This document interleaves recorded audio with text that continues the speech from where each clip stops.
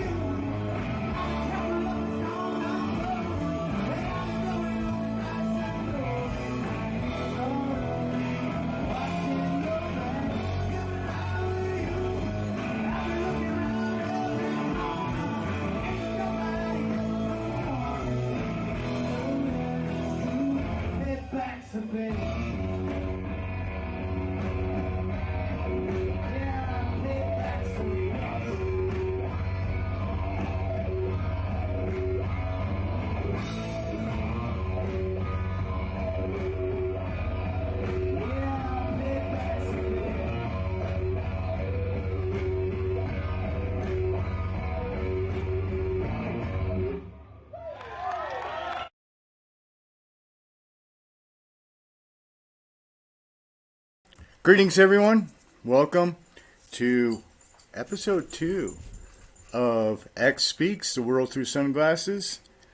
And as I anticipated when I began the weekly Saturday show, I have become tempted to do a pop-up show.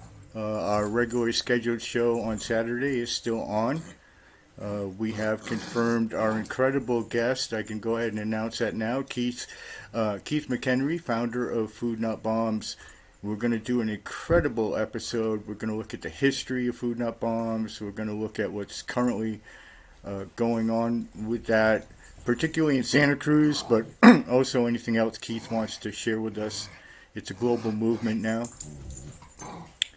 A global movement begun from 3 words, right? I mean, food, not bombs. Kind of like We Are Legion, right? No, so different when you stop to think about it. So we're going to be doing that Saturday at noontime Central Time. It is now, it is May 19th, 2021. It's I started a little bit late from what I announced. It's about 5:13 p.m.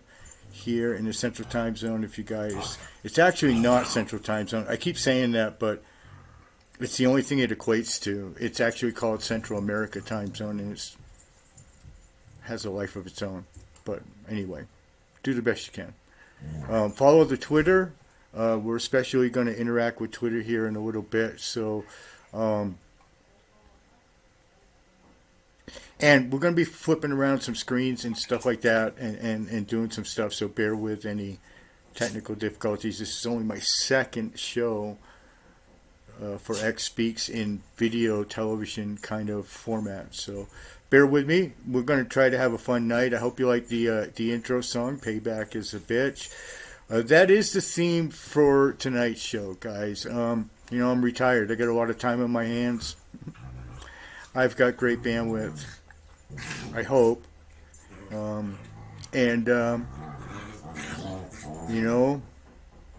When it does come to vengeance, I can put a lot of creativity into that. So that's all I've got to say. So what are we here to talk about? The theme of the show is Karma's a Bitch. This just broke this afternoon. I don't know. I don't have words. Let's just kind of look at it and start the show. We may be joined by some folks. Hopefully, maybe some other people are going to come and join me by to speak on this. Here's the... Here it is, guys.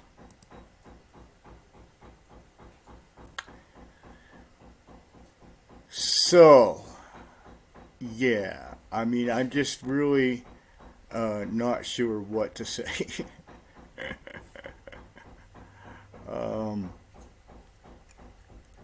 I'll go ahead and just read it out. I guess this is from Greg House's Twitter account.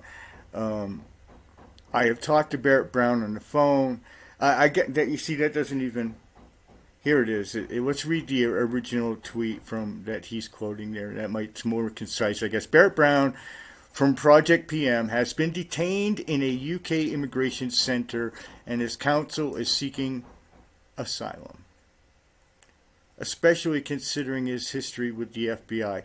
You mean the FBI with the agent that he threatened and that agent's family? Are you talking about that FBI? I imagine they do have a bit of a beef with him. But journalists are invited to contact this page, blah, blah, blah, blah, blah. Greg goes on. He embedded that tweet. Greg goes on to say, I have talked to Barrett Brown. This is where, I'm sorry, but it really, a lot of this is hysterical beyond belief, but then some of it is just gag me and really make me want to actually throw up a little. I've talked to Barrett Brown on the phone and his parents to get everyone in the loop. He is in good spirits given the situation that he, and this is my own addition to Greg's tweet in parenthetical addition, that he created himself. Given the situation, they will be making a case for asylum. This is the UK. I just we'll get into that part, but the stupid level just rises with almost every word here, guys. I mean, it's just really ridiculous. They will be making a case for asylum. Lawyers, barristers are on the case already. He will be getting visitors tomorrow. More updates then. Here's my response.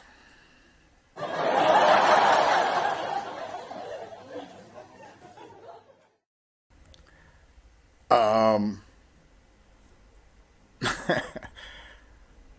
yeah. Let me see if I can adequately see the chat for YouTube. So, because I'm flipping back and forth from a lot of tabs, but hopefully I can see the chat before I move on. I want to test it, I guess, try it, see if I can see you guys talking.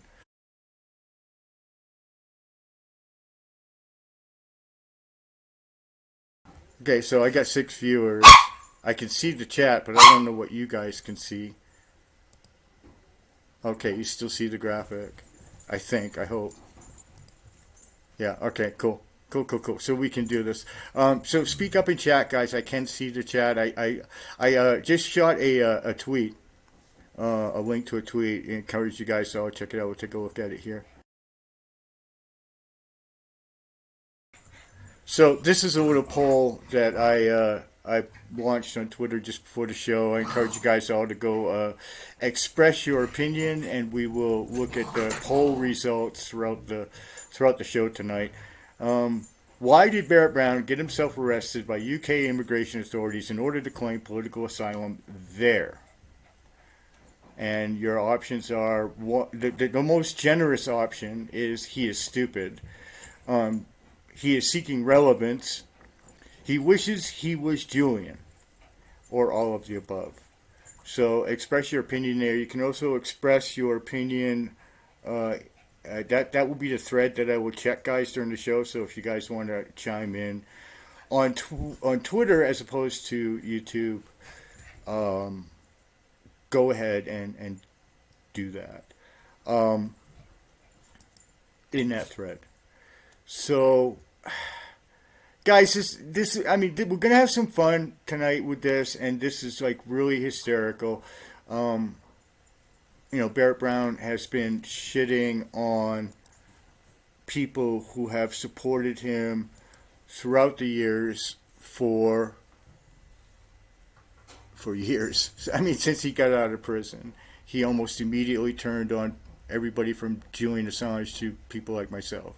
Now, I'm the least of my brothers. I can completely understand, and accept that he is just a shithead turncoat. I mean, Julian Assange said it best one time: people are generally loyal right up until it becomes inconvenient to remain so.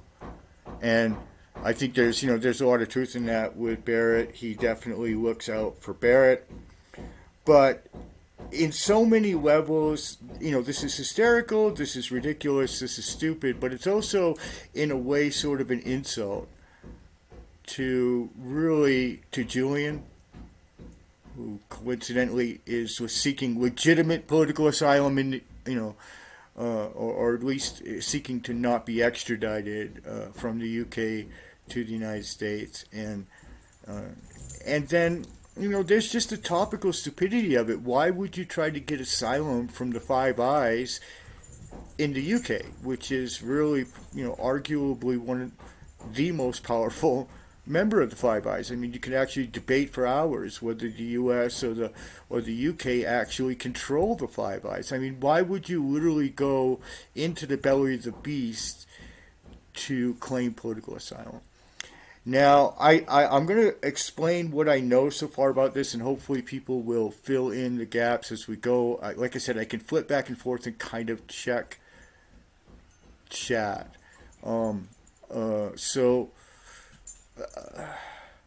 First of all, just the choice of the UK, it's just ridiculous. I mean, he went over there, I guess, and my big question, and my first question I'd love to have some answers to, would be how the fuck he even got into the UK in the first place with being a convicted felon in the United States. I mean, that all just seems undoable.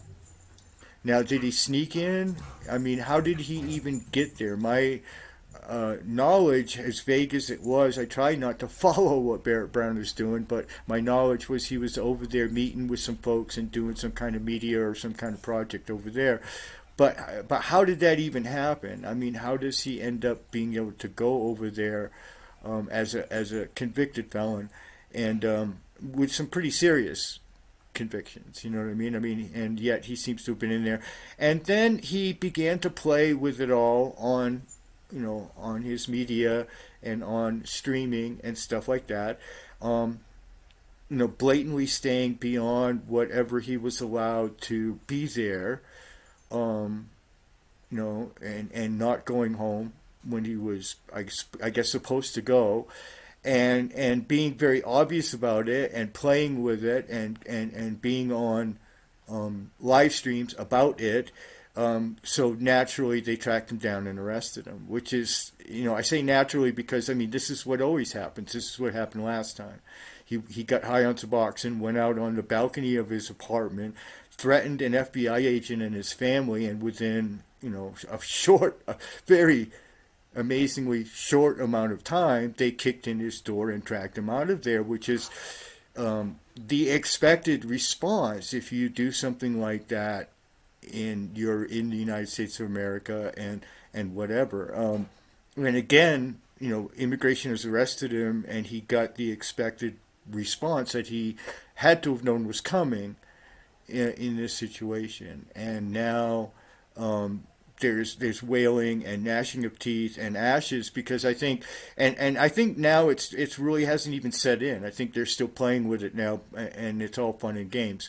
But they could definitely drag that out for like a very, very long time before they get tired of wasting money embarrassing him by keeping him locked up, and then just stick his sorry ass on a plane and ship him straight back to America, which is, I guarantee, what's going to happen.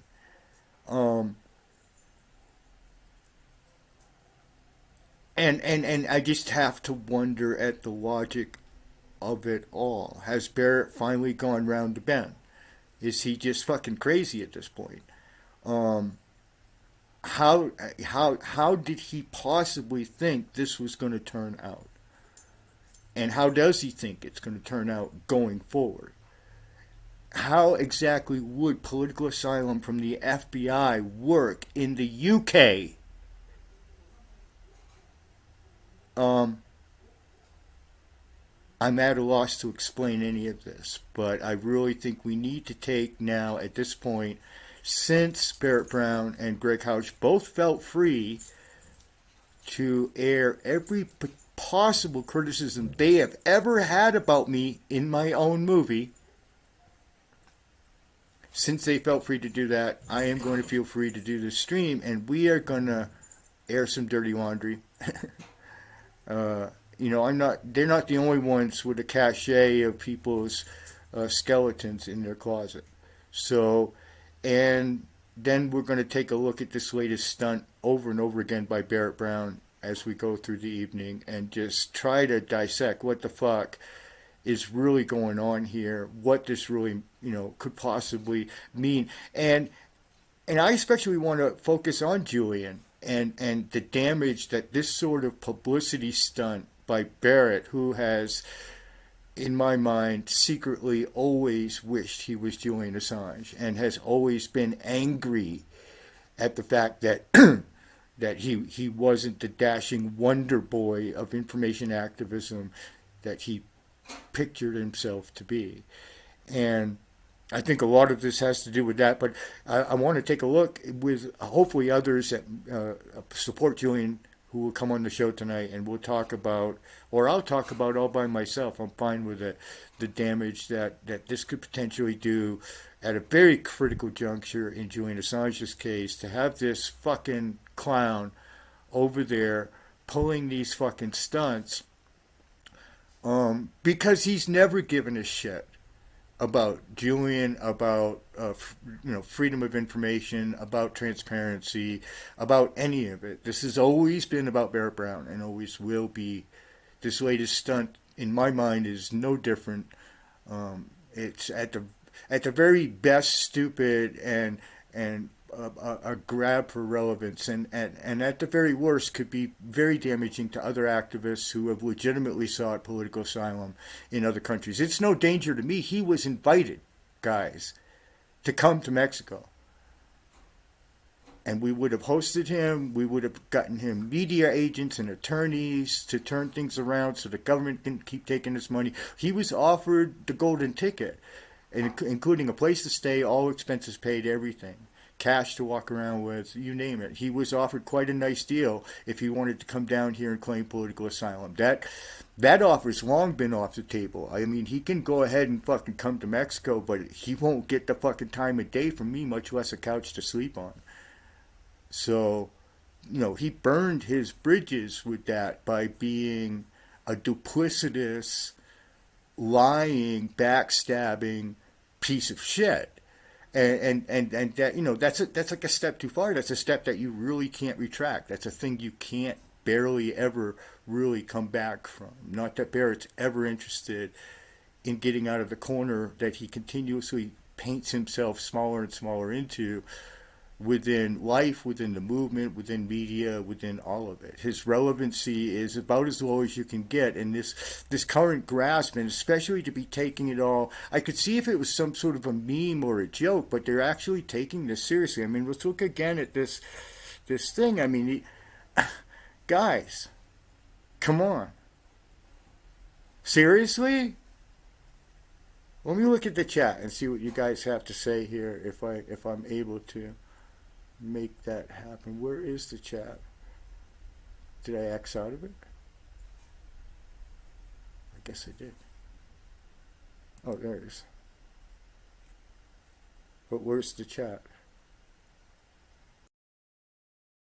Oh, there it is. Okay, I got the chat. Let's see what you guys got to say about this.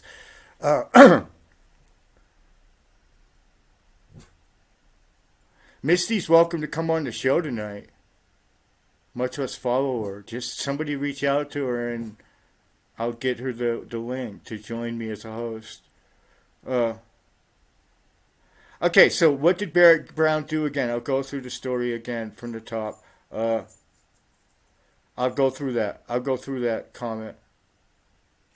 I'll go through it again from the top. I've got no problem. It's going to be a bit of a long stream, guys. We're going to go a regular length for my shows. Thanks for the viewers. I see I got a few viewers. Thanks for tuning in. Comment in the chat. I kind of have to flip back and forth to get to it, but I can get to it, and that's unusual for me. I mean, that's an improvement, let's just say, on my streams. But I'm going to answer that question. We'll just start from the top again. You've got the graphic up there. You can see, get my OBS back. So the main announcement came about 4 hours ago.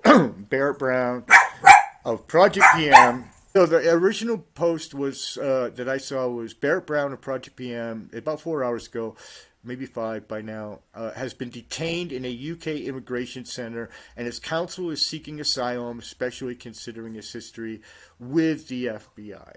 And then Greg has embedded this tweet, and like I said, they're taking this like it's not a joke, guys. I mean, they really believe that this is like some sort of a real crisis that has not completely been invented by Barrett Brown himself. But I have talked to Barrett Brown on the phone and his parents to get everyone in the loop. He is in good spirits given the situation that he created. That's my own addition, guys. That they will be making a case for asylum. Lawyers and barristers are on the case already. He will be getting visitors tomorrow. More updates then. So, yeah. Put myself back on. So that happened a bunch of hours ago, or at least it was announced. I saw it on my Twitter feed a bunch of hours ago, and then just on so many levels, I felt like I had to go live and talk about this and do a stream about it and do a show about it. This is obviously, in my mind, been completely concocted by Barrett Brown. I again have the biggest question I have in all this is how he ever managed to get into the UK in the first place. with felonies. Um, and to be in there running around. He was there for a project. He was very public about it, and then became very public about the fact that he was overstaying his whatever, his visa or whatever, and essentially begging the UK immigration authorities to track him down and arrest him, which is exactly what they did. Barrett got exactly what he wanted. Um, and so this leads to the next questions. What the fuck would you. First of all, if you're seriously seeking, if you're doing this to seek political asylum, why on God's green earth would you do that in the UK? Why would you seek political asylum from the forces of the Five Eyes nations in a nation which is arguably the capital of the Five Eyes? I mean, I'm lost here. I'm completely fucking lost. And then, do you actually believe they're going to grant this to you? Do you believe that even a barrister that you paid $500 million for advance fee is going to be able to go in there and convince the judge that has been judging Julian's case, that judged fucking Lori Love's case? You honestly believe that they're gonna give you political? When I came to Mexico, we almost knew it. As close as we could come to knowing that I would get asylum without actually getting it. There's always a risk. That day I surrendered to the government, I was pretty nervous. But in the end, it was a political gamble that the nation of Mexico would do the right thing for so many different reasons. I mean, I think that anybody who knows about my case, knows that it was a pretty good bet.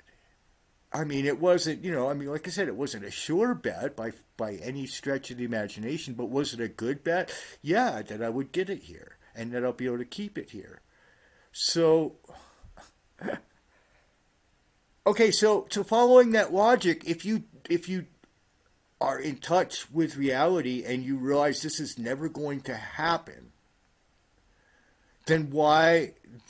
We're back to the why of it. Why? What is the motive here for possibly doing something like this? When the only thing to be accomplished is they're going to lock you up for a period of time where you can cry boo-hoo about the conditions, and then they're going to stuff you on a cheap-ass fucking flight back to the United States and send your sorry ass home. The way they would any other immigrant who overstays their fucking welcome in the UK.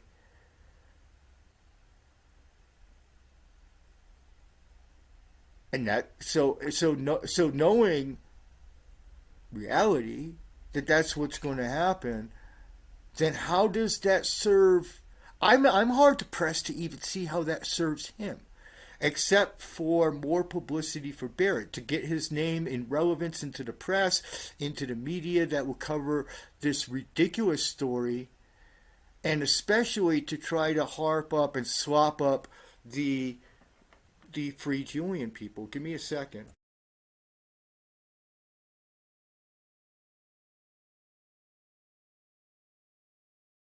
So, I mean, just all sorts of questions. What can this possibly be about? And where is it going? And then my final issue, and what I really want to explore, is how this is going to harm legitimate people in the movement seeking asylum, and then Julian's case in the UK. I mean, we've got this clown over there now with his little clown act in the UK, right at the most critical juncture of Julian's case, literally deciding life or death for this true hero of information activism. Um, it's just all of it. I think is just it's fucking ridiculous. But there's no way it can be allowed to let slide without calling it out for what it is. I mean, it's at the most a cheap, tawdry publicity stunt on the part of Barrett to try and gain some relevance and get his name back in certain circles where pretty much he's just not even talked about anymore. Um, Unless there's some kind of, I mean, I don't know. I'd even be willing to listen to conspiracy theories at this time. I lose my face if I go to the chat. So I'm gonna instead go to the poll. This is a poll, guys, on Twitter. If you want to indulge, we'll check in, and we'll do that even right now. Let's check in how the poll is going. So far, we've had 10 votes. 20% of the votes are are for the most, I think, charitable of the choices, which is he's just plain stupid. 10% have voted for the choice that he wishes he was Julian, and 70% of the poll respondees so far have said that it's actually all of the above. He's seeking relevance, he wants to be Julian, and he's just dumber than a box of rocks. Let me check the YouTube chat here real quick. Oh, okay, well, we've got some people talking, so let me scroll back, guys. I'll do the best I can with this. As for the specific charges Barrett's facing, who knows? I think it's just immigration. He overstayed his welcome. So I think it's not even charges. They're just gonna, I think, deport him. I don't think I don't think he's even facing like charges so much as he's just already illegal. And so they're just going to bounce his sorry ass back to America. And claiming political asylum is going to work to his disadvantage. They're just going to keep him locked up for the duration and go, okay, well, you want to play that game, we'll just lose your file for about fucking 6 years while you sweat it out. I kind of hope they put him in the cell next to Julian over at Belmarsh. Um, Yeah, it won't work. Of course, it won't work. It's impossible for it to work. Maybe he's hired by the Five Eyes. Well, there you go. I mean, I'm at this point, I'm willing to explore any theory because this is so fucking bizarre and stupid at this point that I mean, I really, I just can't even imagine what the logic is behind this. I'm having a difficult time as somebody who has worked this kind of problem before of political asylum. I just can't imagine how he thinks this is going to turn out in any way positive, other than the free publicity. Oh, he's very good at getting attention. Yeah, the doggies are here. Um, I don't know how he got in. I knew he was in because he was doing a thing over there, some sort of public project. And I was just sort of hearing white noise about it in the background. I try not to pay attention to what Barrett's doing, but I knew he was over there. Everybody knew he was over there. My biggest question is how the fuck did he ever manage to get in legitimately? Because it seems that he did. It seems that he went over there legit and just overstayed his welcome. Uh, no, he's seeking asylum based on the general persecution of the FBI, which he says will continue if he returns. Now, actually, that's probably a pretty legitimate claim, which is why when me and Barrett were still talking, I invited him to come down here to Mexico and seek asylum down here. There is legitimate persecution of him in the United States. But why the fuck would, of all places, to seek fucking asylum? I mean, that's like being, as I said in my tweet earlier today, it's like seeking asylum from China and going to North Korea to do it. That's exact equivalent. I mean, it's that fucking stupid. You are literally handing yourself back over to the same people you're running from. They just put a different hat on. They call themselves UK. And then they got another hat that says we're the USA. It's the same fucking animal. It's Five Eyes. Come on, guys. I mean, it's just fucking stupid. Um, Not well. It was a decent amount of time ago. I think he may even be off his like sort of conditions and everything. I don't know if he managed to finally pay Stratford back, which is like again something he was offered not to have to do. We told him we would put him up here in Mexico. We had agents for him. We had book deals and everything, and the government wouldn't have been able to touch any of the money. The same way the government can't touch any of my money. We were just going to set him up with the same deal I have here in Mexico, and that was offered to him, and he turned it down flat and rather nastily, I might add. So, fuck him. I mean, the offer's still not available. I'm sorry, but I don't care if he rots in prison for the rest of his life. You can only stab me in the back as bad as he has one time, and then that's really my limit. I mean, I'm an old biker street hippie, man, I mean, fuck, you know. I mean, some of the stuff that Barrett has done comes close to curb stomping material, man. No, I don't think he thinks it's fun. But what I do think, and what I think, what he originally did when he did that video out on the balcony, threatening the FBI agent and getting raided and going to prison, I think that Barrett sees it as somehow burnishing him and making him relevant. Um, and I think that he's made a gamble. It's my opinion that the most logical explanation is he's made a calculation that he'll be able to get out of it soon enough. But in the meantime, dozens of media articles will be written about this, and all sorts of comparisons because it is in the UK to Julian will be made. I mean, I think that's the best answer I can come up with, knowing Barrett as well as I do, that he's grasping for with all this, and so he thinks that a cell is a place where he can generate that, and he's gambled. I think that he can get out of it pretty quick. That they're just going to bounce him. That's what I'm saying. That's what I think happened. He just flew in and overstayed his welcome.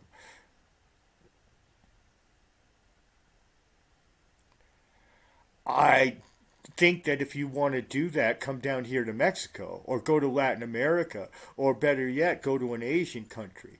What the fuck do you possibly have to gain by showing someone the inside of yet another Western UK, USA, Canadian, European jail cell? It's all fucking the same fucking thing. You know what I mean? I mean, if you want to show somebody the fucking immigration process and how different it is, go film down at the border. Start at the fucking camps up at Tijuana of the people trying to get asylum in the USA, and then come down here and look at people like myself and others like Evo Morales who have tried to get asylum in Mexico instead of from Latin America, and see the difference. There's a story. There's something interesting. There's a process to experience. What the fuck are you going to gain by being in yet another? Oh, this is how UK people eat in jail. What, they serve you tea and crumpets instead of fucking macaroni and cheese and fucking peanut butter and jelly? I mean, what the fuck can possibly be gained from an exploration of that kind of fucking thing? Other than maybe if he's trying to, I mean, I don't know. I really just don't know. I think he's grasping for relevance. It's the best thing I come up with, but I mean, I'm open minded to anything at this point. All I know is this is not benign. This is not the real deal. This is not some dissident who is seeking legitimate political asylum. It's a publicity stunt from top to bottom, and that's obvious from the logic of it that it can't possibly turn out any other way. I guess they do. Yeah, they allow him in, right? Somehow. I mean, he got in. So, there you go. Yeah, well, the thing is, me and him share one thing in common. We both have spent about the same amount of time in prisons and jails throughout our life. Myself, I think I'm totaling out now at somewhere around 8 years of my total 56 years on the planet have been spent incarcerated. And so after a certain amount of time, I grant you, it's just nothing. Which is why I'm saying the motive has to be something else. And it can't possibly be, unless you're completely stupid, it can't possibly be the legitimate topical motive, which is to actually get political asylum in the UK. That can't possibly be what it's about, because that is stupid on so many different fucking levels. So, okay, I've caught up a little bit with chat. We're gonna, let me see, where are we? 5:46, a little early for a break. I'm kind of hoping somebody will join me in the, let me go back to me here. Getting a little easier at these transitions. They're coming out a little better. Let me know, guys, if the stream is operating poorly in any way. I try to do the best I can. It's only my second episode. I do a lot of gaming streaming on a secret kind of persona that I got to do Twitch streaming on gaming, but it is a bit different, and I'm breaking the learning curve. Um, I want to talk a little bit more about Barrett Brown and really explore and unbox this character, because the reason is simple payback. the man went on a movie that he knew they were making about me. He went on a major motion picture that was my last chance, probably my whole lifetime, to portray my legacy, and did the very level best he could with every sentence out of his mouth to these movie makers to make a fool out of me, and to ridicule me, and to ridicule my accomplishments, to ridicule my contributions to the movement, all of that, to tear me down in every possible way. And Greg House joined him in that effort, and after treating them so well in my books. Anybody who's ever read my books knows that Greg House and Barrett Brown are treated very generously. Not a single word about any kind of later drama that occurred. Um, After treating them well for years, and even after so much came out about Greg and his snitching, and so much came out with Barrett about him, turning on Julian, and really losing a lot of face there, a lot of support, turning on the people who worked hard on his legal campaign and donated. Um, and after all of that, I think we need to air all of this. We really need to have a good hard look about who's who, who's done what. Now, Barrett Brown in We Are Legion movie, and this is almost an exact quote, maybe not quite exact, but anybody can correct me on a verb or a noun that I misplaced. But Barrett said that Anonymous was one of the only things that he had ever encountered that was able to actually make a difference. Um, and then you fast forward from the filming of We Are Legion, when it absolutely benefited Barrett to be associated with that, to be in that movie, to get his name out there and everything. And you fast forward not even a year from then, when he was issuing proclamations that he was no longer part of Anonymous. And if you listen to the way in my movie how he talks about Anonymous, he makes it out to be a joke. He's like, one quote that I remember from my movie is, I was surprised it lasted as long as it did. Because now the support base, what little he has left, is one that wants to be very cynical about Anonymous, to be very critical of the history, to make fun of it, to try to roll it back so somehow it becomes this little group of 4chan trolls again, and not the revolutionary movement that it ended up spreading all across the world. And literally is right now helping millions of people around the world, survive, the persecution of their own governments. So he made his stance very, very clear, where he stood. He went from thinking that Anonymous was literally one of the greatest political movements created for liberation to, and saying that because that's what got him in the movie, and then to being on my movie and not just tearing me down, but tearing all of you down. If you're part of Anonymous, if you're out there listening and you're an Anon, he thinks you're a fucking joke. Barrett Brown does. You should know that, and that is his public opinion. Uh-oh. I lost my meeting. I can still talk to you. Oh! Ho, ho! What do we have here? Hold on. Let me get to this. Oh, Steve has joined us. You are brave, my friend, to come in on all of this action. What do you think of the Well, I'm news? What do you think? I'm going to let you I'm have the I'm floor. I've been talking long enough, and I want to grab a coffee. What do you think of the news? And take it from there. I'm still trying to figure out what the thing is. Asylum, is that what it is? Political Let me asylum in the let me UK. pull up your Hold on, I'll put it feed. up for you. I'll put it up for you. Hold on. It's on the stream now.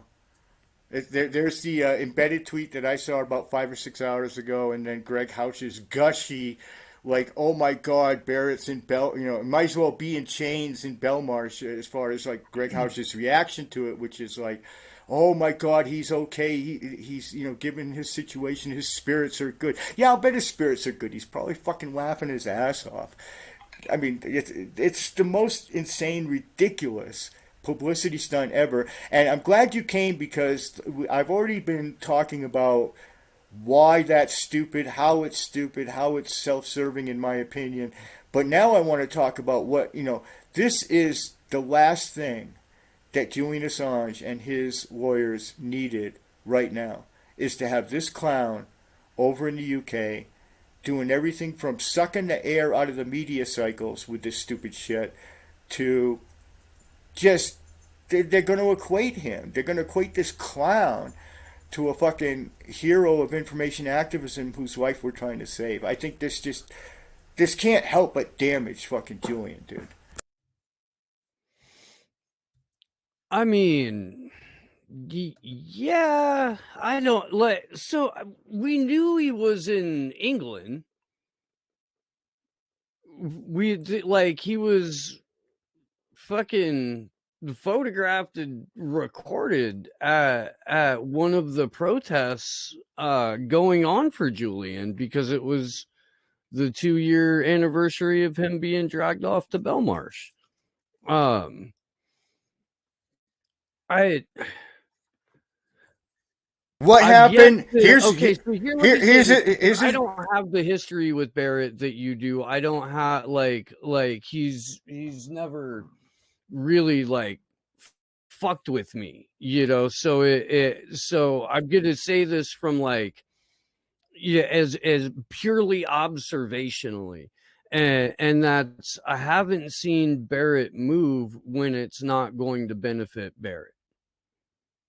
You know what I mean? That is the only thing to be gained from something like this is publicity, and he got But to he know got that. himself arrested in London. What he did was so obvious, dude, and to me it was just as obvious. Knowing Barrett the way I did, in private, Barrett once told me one time, "I'm going to get myself arrested. I'm going to prison." And if people don't believe, he wanted to, and he stood on that balcony that day, high on Suboxone, and threatened those FBI agents. And hours later, they kicked in his door.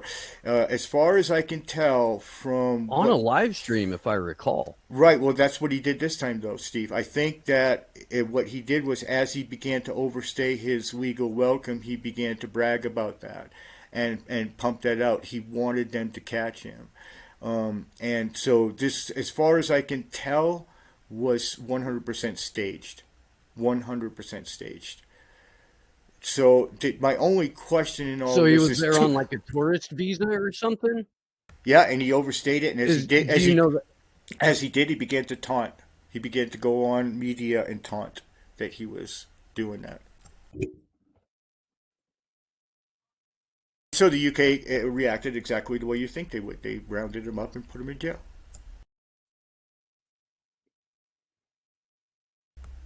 So Well, to my way of thinking, there's no other way to look at this. He wasn't running for his life. He wasn't trying to hide. He wasn't doing any of that.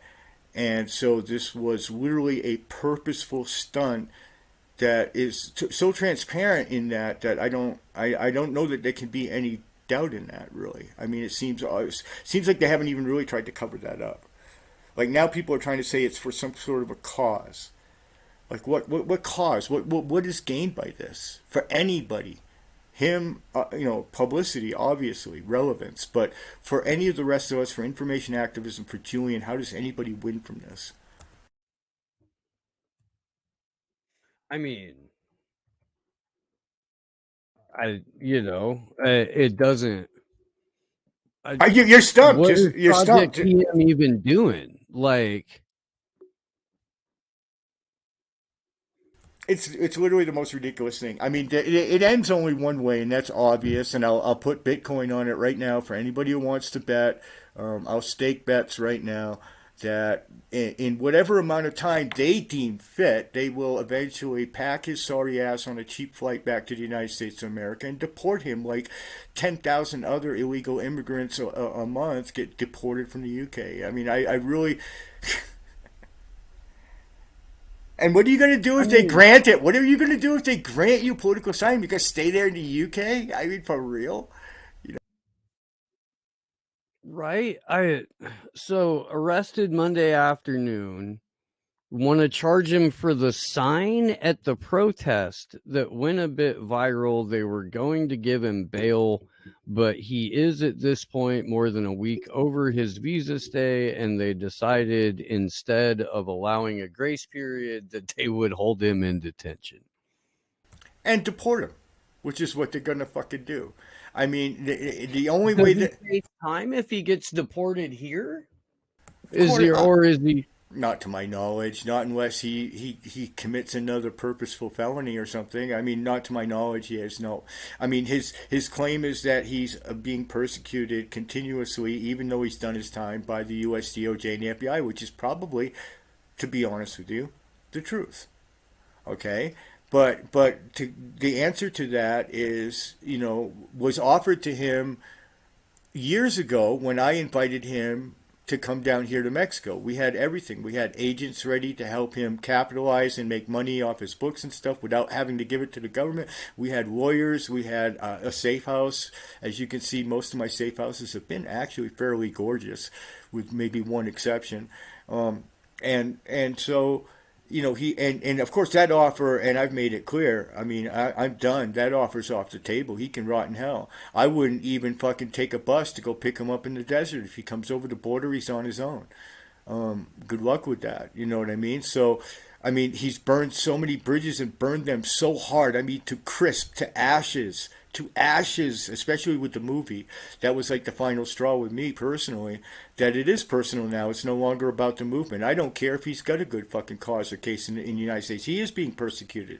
He was offered legitimate political solutions out of that and chose instead to bite the hand that was even offering, to literally gnaw it off, rather than to accept, a legitimate offer. So, he doesn't want legitimate political asylum. He doesn't want to leave the U.S. He would have to leave his Suboxone supply. He would have to leave his mom paying his rent for him. He would have to leave all of that fucking shit behind and actually stand as a man, like Julian has in the Ecuadorian embassy for 7 years, as I have down in Mexico here. Um, you know, so, I mean, to me, the thing that I find really offensive is it mocks every political dissident who's ever legitimately had to go through this process, which, guys, is not a fucking party in a fucking jail cell for a week while you get publicity. It's not. That's not what fucking political asylum is about. I have suffered like you people will never fucking know because I don't talk about it. I haven't. Steve and my friends know a lot of it, but you have no fucking idea. No fucking idea, Barrett Brown, or any of your fucking supporters, what it actually takes to fucking do something like this. The kind of moxie, the kind of determination, the perseverance to keep putting one foot in front of the other when you know you're about to fucking die. That's political asylum. That's the way this war is fought. And this thing here, this is just a mockery. This is a publicity stunt by a deranged fucking clown still trying to gain relevance in a movement that he himself has burned to the ground with his own words and dissed with his own words. I mean, he with his own words thinks Anonymous is a joke. If you're an Anon, I've said it already before Steve got here, I'll say it again for Steve's benefit. If you're an Anon and you're out there listening, in my movie, Barrett Brown thinks you're a fucking joke. He went from being in We Are Legion because that was convenient for him, and that was his in to get in the movie, saying that Anonymous was one of the greatest things since creamy peanut butter got invented, and now he's in my movie because that's what's convenient for him, branding wise and whatever, and saying that you're all a bunch of idiots, that you're just following something that's been dead for years and useless for years, and that you're all out there doing nothing. All you people in Op Colombia, all you people in Op Israel, all you people in Op Myanmar who are putting your lives on the line for these fucking people all over the goddamn world, he thinks you're a fucking joke. And he said so in my movie, and he said so in other fucking venues. And guess what?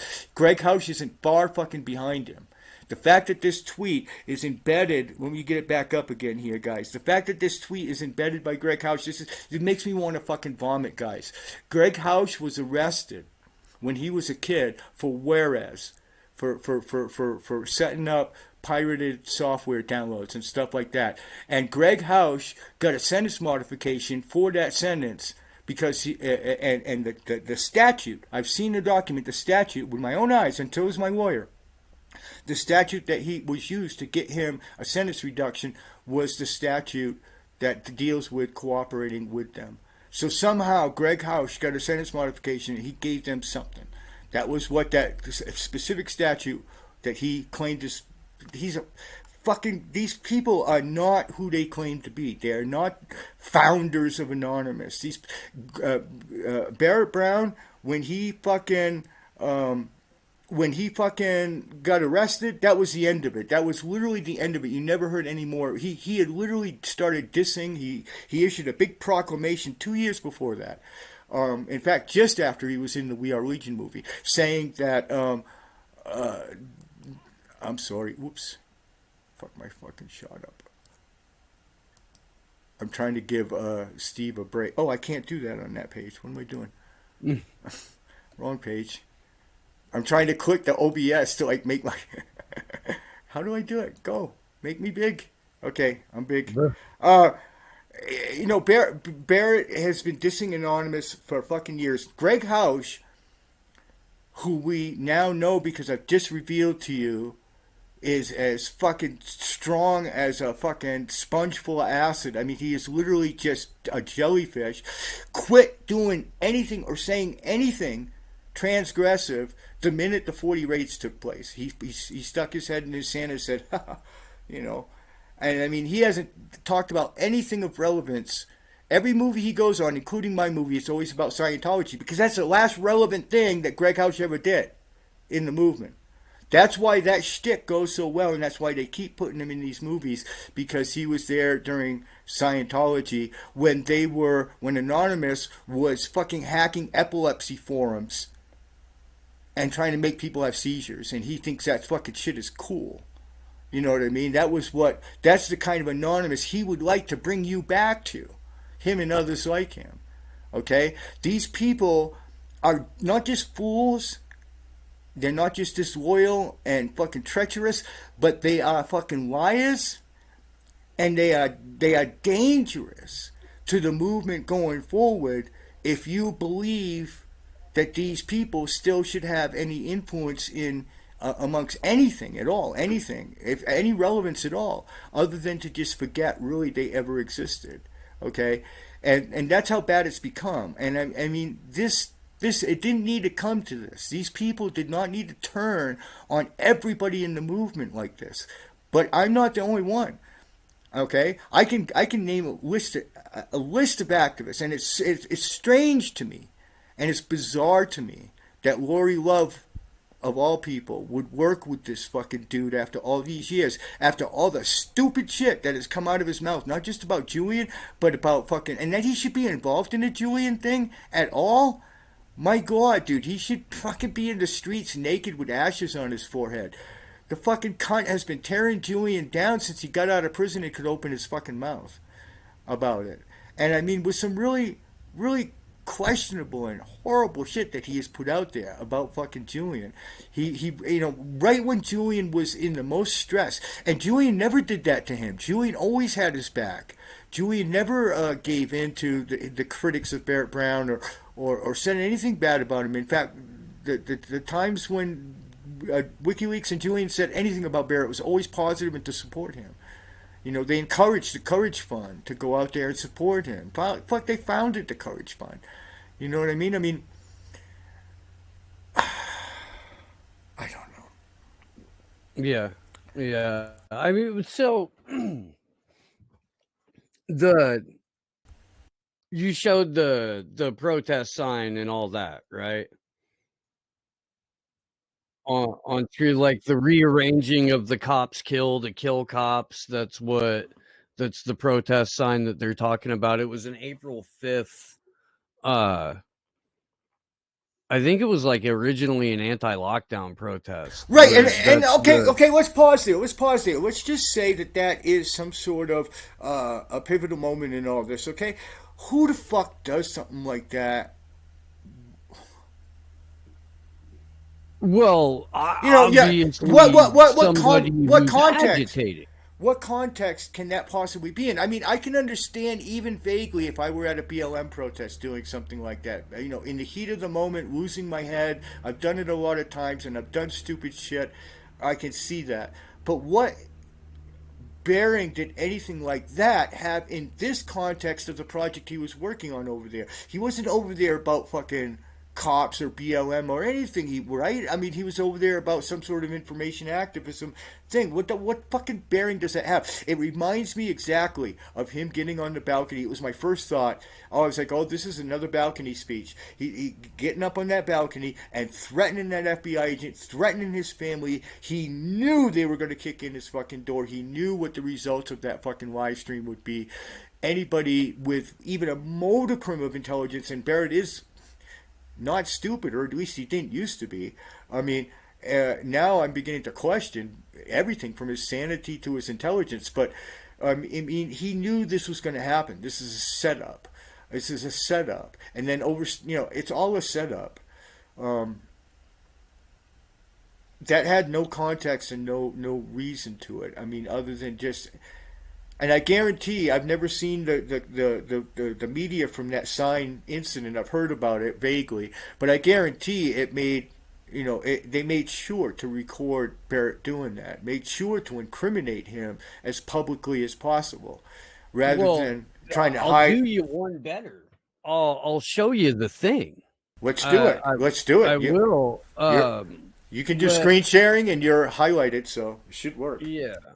Do.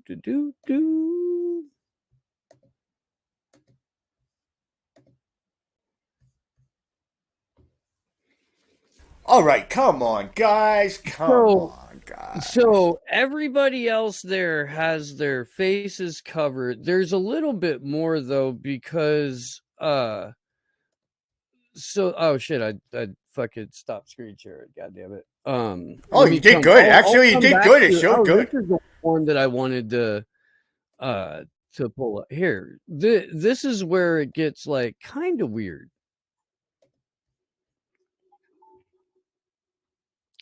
So you've got this person that is obviously not Barrett, and then they like tear the sign and switch it around to that, but the person who like tore it doesn't appear to be anywhere around. Dude, at the very height, I'm sorry, but at the very height of the Ferguson uprising, that would have been questionably appropriate. I mean, I don't even get how that is even reasonable. You know what I mean? I don't want cops dead. I want them to stop shooting black people and all the rest of us for that matter. This is literally ludicrous and insane. And it's exact same kind of provocation to get himself locked up that I am very convinced, did the first time he went to prison. The thing is, this keeps backfiring on Barrett. It backfired the first time when they decided they would bank him with everything they possibly could for his loudmouth fucking outburst. And now I think that could also backfire. The UK could say, okay, we'll put you in the political asylum queue.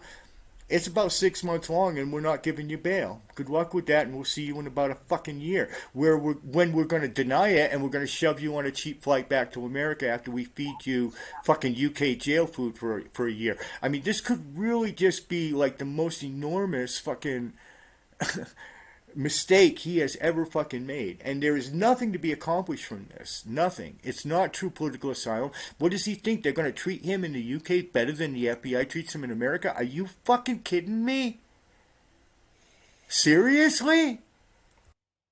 You really believe they go...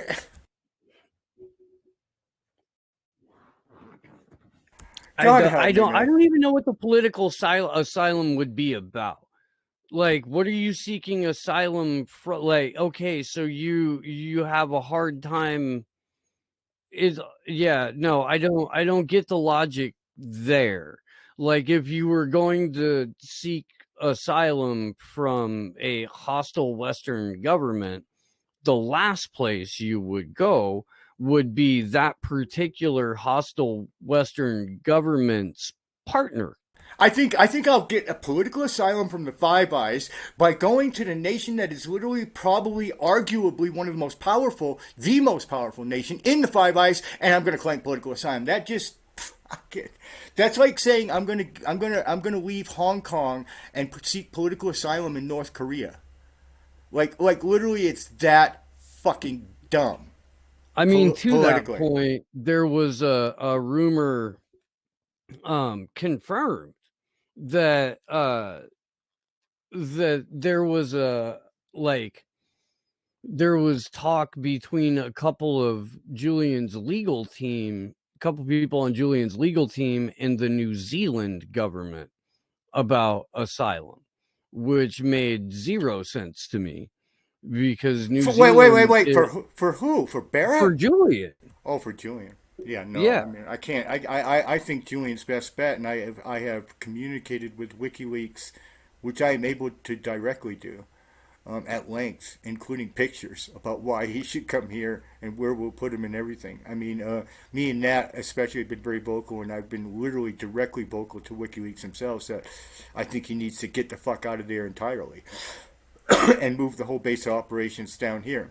In fact, I think we should take the opportunity while we have a friendly Mexican government willing to grant these asylums very quickly. I think we should get everybody here, everybody that wants to come. I really, honest to God. So the judge actually cited AMLO's offer of asylum as the reason why she was denying him bail. One of the reasons why she was denying him bail. And I'm sure that a lot of that was a convenient excuse, but the timing of it couldn't have been fucking worse. Well, and I anticipated that the minute AML said that. I'm glad that AML came out. I think it's a conundrum that you can never solve because yes, it was great to have a president like that come out so strongly a second time, and come out strongly in favor of information activists in general and Julian in particular getting political asylum here. But I knew even as AMLO did it that he was cooking Julian's goose. I really did. I knew that would be brought up in court, especially after Ecuador, especially after the whole thing. It just wasn't going to sit well with the authorities at B and UK, and that was obvious. But nevertheless, I don't know that if I were in charge of strategy, I would. And if I could control AMLO, if I could have made that go away, I'm not sure I would have. I'm not sure. Sometimes I think you just have to pay a dividend on your gains. You know what I mean? And I think that was still a net gain for Julian. It still showed the international community, especially other Latin American countries who maybe never even heard of Julian, and all of a sudden they're paying attention because it's the president of Mexico. He's important to us down here. He's important in Latin America. He's a big deal, right? So. It was, I don't know, like I said, it was just one of those double-edged things that I knew when it happened it was going to come back and bite him in the ass. Just like I got a gut feeling that this is going to come back and hurt fucking Julian. There is no way that this clown doing this over in the UK can possibly shine positive light on Julian Assange. They're going to dig into this dude. They're going to figure him out really quick. And they're going to tear him a new asshole in the media. I mean, but really, he has like zero connection to Julian outside of Courage Foundation helping, He has done more harm to Julian. I mean, he started dissing Julian when he was in the embassy, when he went in the embassy, saying things like he was one of the purveyors of the whole thing. Well, he's not in danger. He can just come out. Those are the people that really kill me. How wrong can you ever be historically? How on the wrong side of history can you possibly be by saying that Julian was in that embassy just faking it and all he had to do is come out and he'd be fine? The U.S. wasn't even interested in him. I guess to be on the wrong side of history, to be on the wrong side of loyalty, to even say something like that, to even think it, to much less say it publicly. I mean, all of it is so treacherous. To me, he represents such a treacherous man in the sense that You know, going after me, okay, I'm another clown like him. We're both clowns in the same fucking circus if you want to get right down to it. We're two sides of the fucking same coin. And I can admit that. But nevertheless, going after somebody like Julian, going, you know, at his most biggest time of need, going after so many other activists, you know, his record with women activists is really exceptionally poor. Everybody from my sister to Susie Dawson has commented on their interactions with Barrett and said that, you know, he's just not a favorite among female activists, you know, at all. The way that he treats people and women in particular occasionally have been, you know, crass, you know what I mean, and unclassy and unnecessary, I think, you know. And I can't believe that Greg, in his naivety or his complicity in all of this, actually believes that we're all going to drop everything now and support Barrett Brown in this quest of his. I mean, they're taking it so seriously. Again, I mean, I'm going to look at the chat while I keep this up there, guys, and then we're going to look really quick at the poll, and we'll take a musical break. Let me say hi to Steve. Thank you so much, by the way, for Steve for stopping by. I think this is an important topic. Yes, I'm not going to lie. This is personal. And I'm being very upfront about that, but I also think there's some important issues to explore because these people still have a decent amount of influence. And I think that we need to counter that. But just there it is on the screen there. And I'll check the chat real quick here. Guys, go ahead and say anything you want in the chat. One question from Comet Centauri. Commander, how do foreigners get treated in your city? I live in Mexico City. Which is a vast city. The core of it, which is called CDMX, or the Federal District, a lot like DC in that sense, where it's a special sort of entity within an entity, holds about 10 million people. The greater Mexican City, I guess metropolitan area, if you will, is about 30 million. It's very cosmopolitan here. It's very modern here.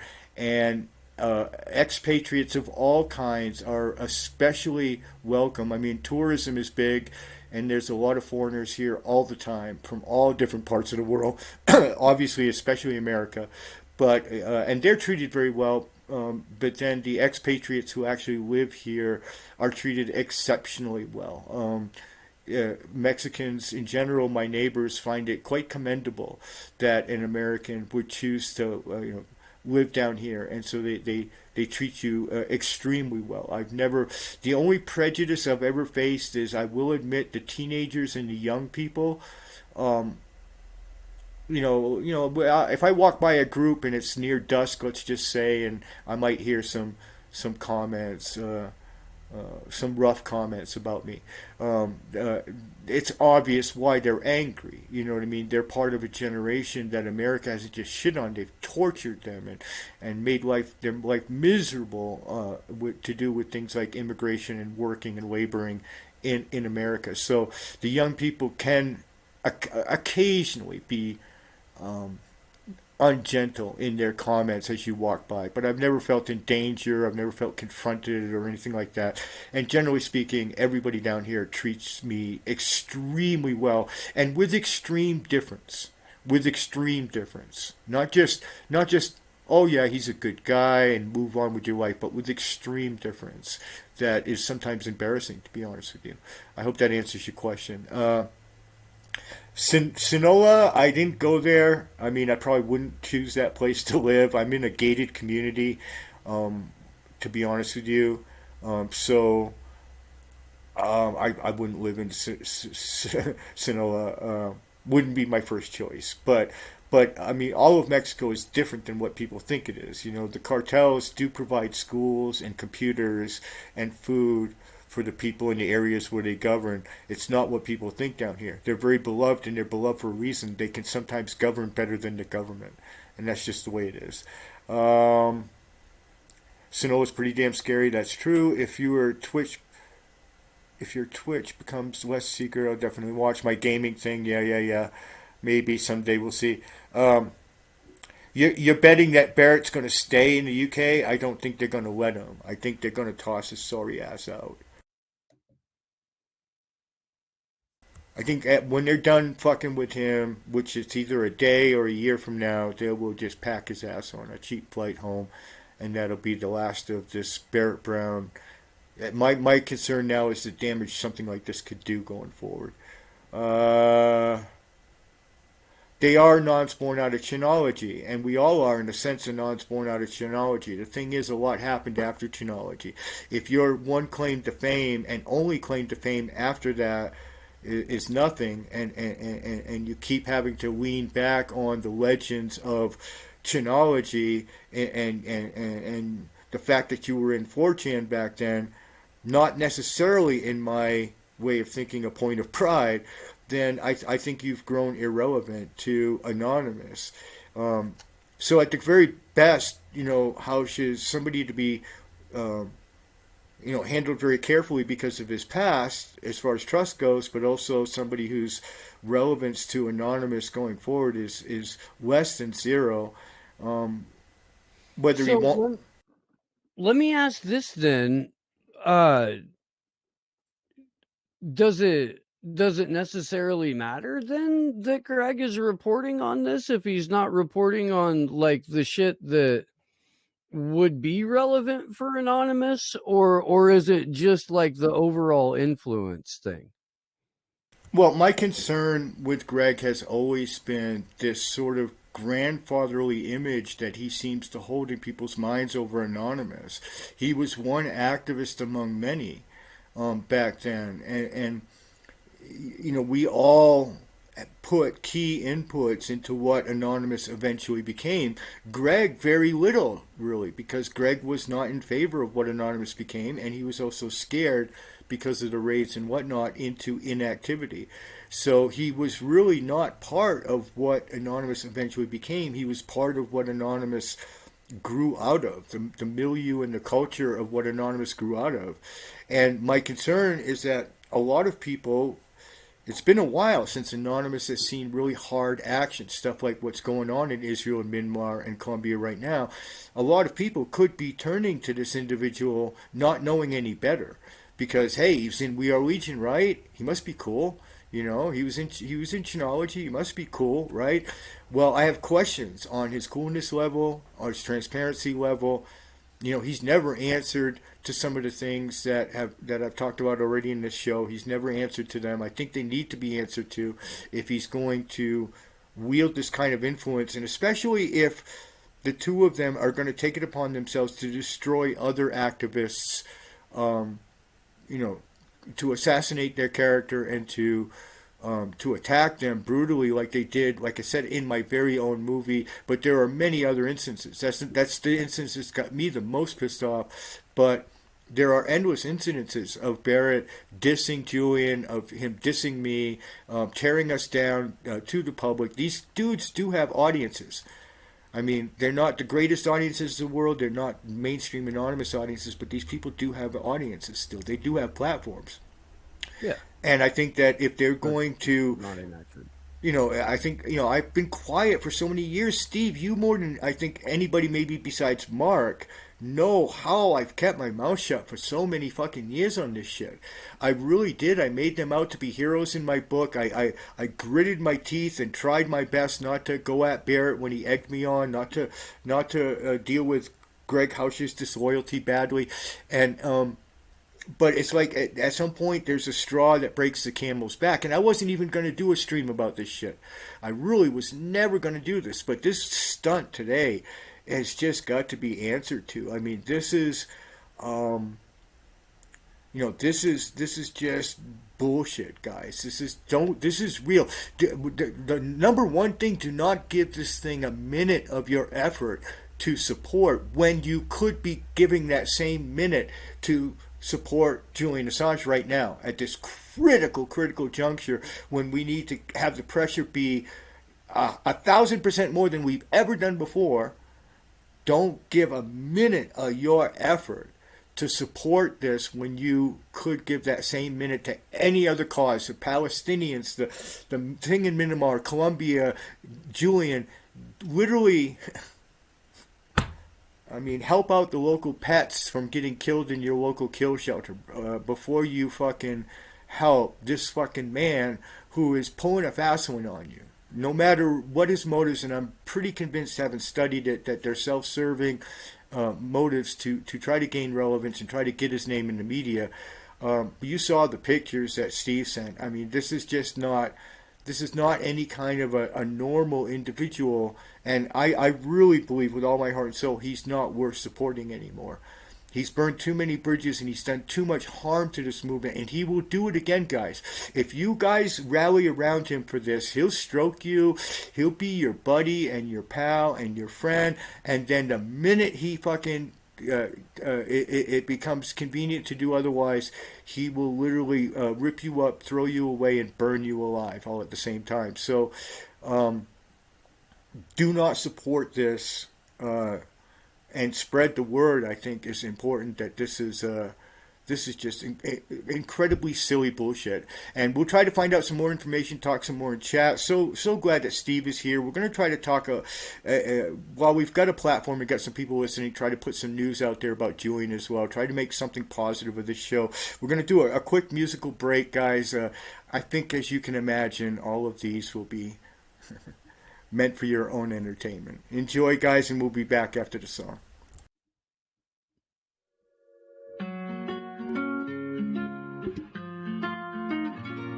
I can think you here, still playing with fire.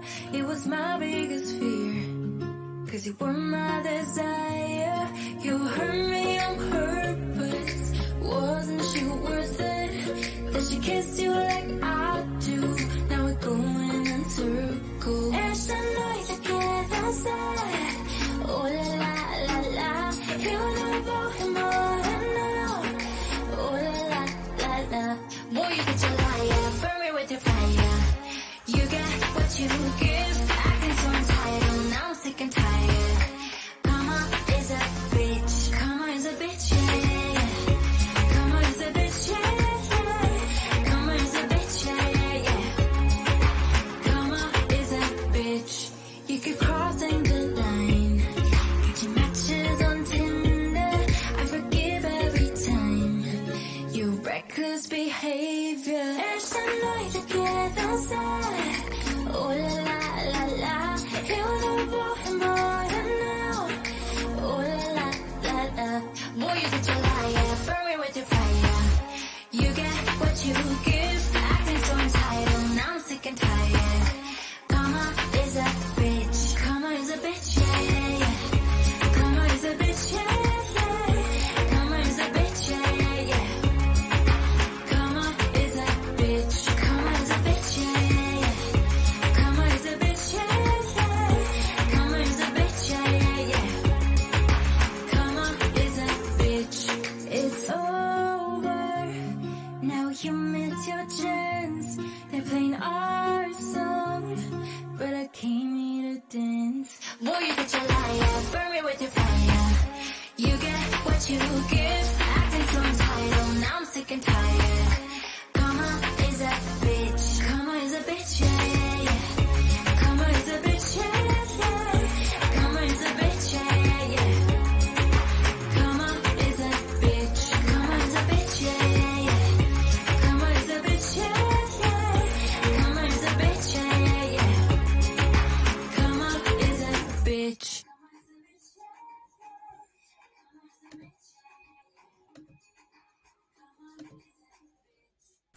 Karma is indeed a bitch. We're doing a poll, guys. It's on Twitter. If you want to find it or anything, I'm going to give it a quick retweet to put it back at the top of my Twitter feed. So if you want to participate in the poll, we're going to take a look too at where the poll stands. So my Twitter is Commander X Anon, and I'm putting it now with a retweet at the top of my timeline.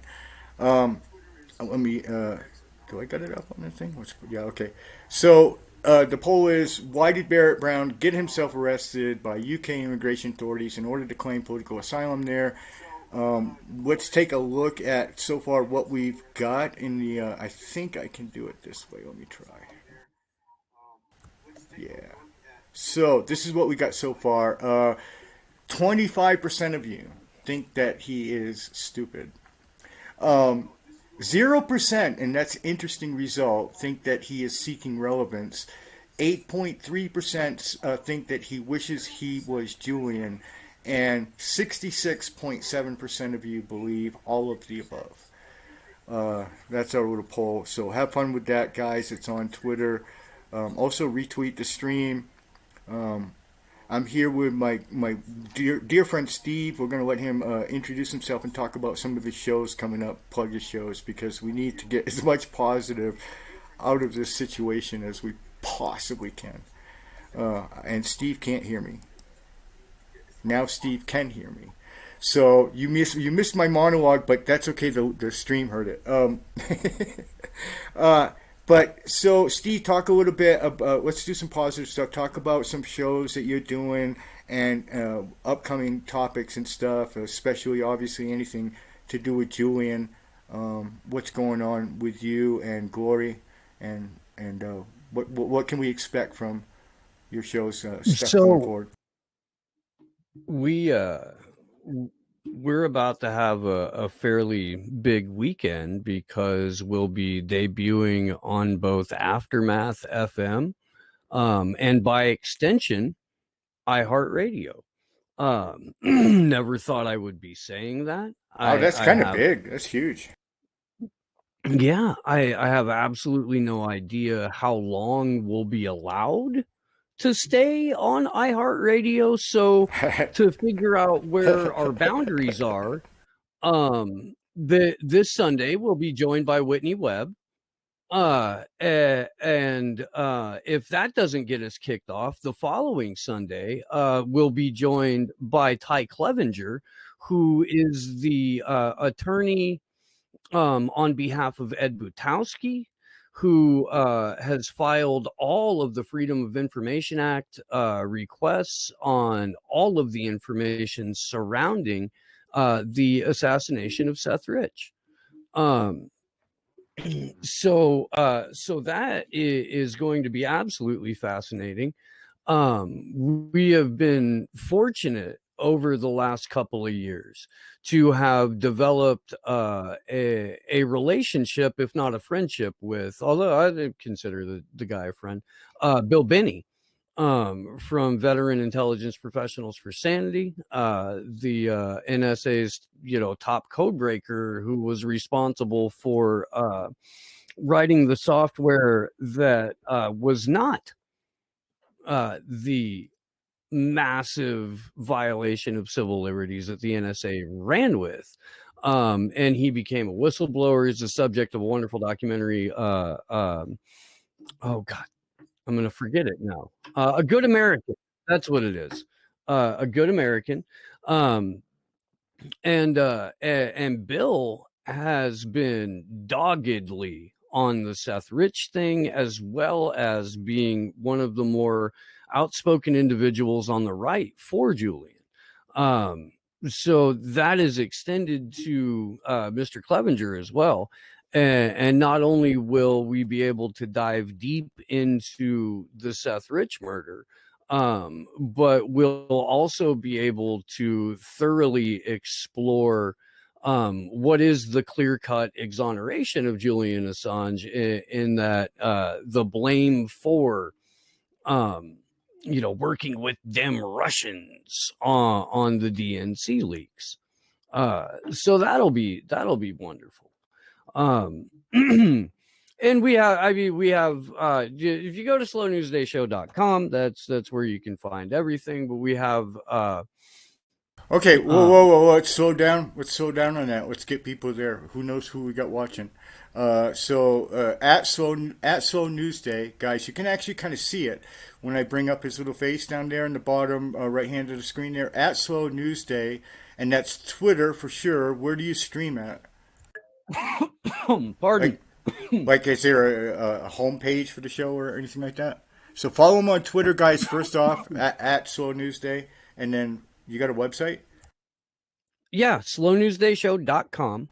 Haha, there you go. And that will get you the full archive. It will also get you right to excuse me, the Rockfin channel, um, which if you're unfamiliar with Rockfin, it's a relatively newer streaming platform. The guy who was doing the streaming app for ESPN a few years ago created it. Principally, it was just supposed to be for people who were live streaming about sports, specifically wrestling and mixed martial arts. They brought politics on in late 2019, mid 2019. And it's been incredibly good to us. It is a like, you can sign up and get a free account, and you can watch all of the free content on there. With that, there is paywalled content there. You do have the ability to like kind of like Netflix. You pay $10 a month, and then you get all of the paywalled content on the platform, which I think is a little bit better than like a Patreon, where you have to put X amount of dollars into each content creator, and sometimes they have tiers, and it's just whatever. We got rid of our Patreon because they started booting our friends for their not for the content on Patreon. X, this is fucking crazy. I don't know if you even know about this. If you have content on Patreon, if you have a Patreon page, and Patreon decides they don't like something you did, then whether or not that particular video or article or whatever is on Patreon, if the site that it's on has a link that goes back to your Patreon considers it their content and will remove you from their site for it. I took a look at Patreon. I just didn't like the cut they took, so I decided to just direct fundraise. I don't know. I've heard a little bit about Patreon, how it works and everything, but I don't think I want even people subscribing to my shit. I think I'd rather them just kick based on, hey, he's doing a good job. He's worth $10 this week, or hey, that show sucked. I'm not giving for a month or so. I don't know. For me, I just think I'm going to go ad hoc with it and try to avoid the whole mess. I mean, I hate to even be streaming on YouTube, but I can't seem to recover my Twitch platform to get back to where I really want to be, which is just to straight be on Twitch. I'm definitely not interested in streaming to Facebook or any of those other places. I need to be warning people about those to get them off in those rather than. But I appreciate the independent. I feel the same way about Twitch. Well, and you've turned me on to a lot of great stuff. I mean, you turned me on to Jitsi. You talked about this new streaming platform. So I mean, you're doing the right thing. I think we need to. Obviously, there's never a good solution. I mean, like all the news media that's been talking to me from Canada this last month over the movie, they've all been using stupid shit like Zoom and WhatsApp and all of this stuff. And it's like, it's not even worth the time to try to talk them out of it. They're a television studio, they're a network. Well, we use Google Chrome and that's what we use. And it's... God, we could do so many shows on alternate platforms. I think streaming platform is huge. I would have to say that in my knowledge, it's one of the only truly free and open sort of streaming platforms in that sense, because it's very expensive. We've tried and we've looked at doing that a bunch of times ourselves. And it's not that it would be difficult at all. It could literally be up in a few hours. Independent streaming platform. It's the cost going forward. The cloud-based hosting would grow ever more expensive the more people that began to use it. And how do you deal with that expense? I'm personally not rich enough yet to be able to just kick and fund something like that. I wish I had it like that, but I don't. So if they are doing something, and I wish I could pronounce it, Rofkin? Did I say it right? Rockfin. Okay, Rockfin. If these folks can do it, then God bless them, and I encourage everybody to at least give it a try. I'll probably get with Steve and at least give it a shot, because right now we need to support just anything that is sort of an alternative. Me and Mark have been working with some software too, guys, that's kind of possibly interesting.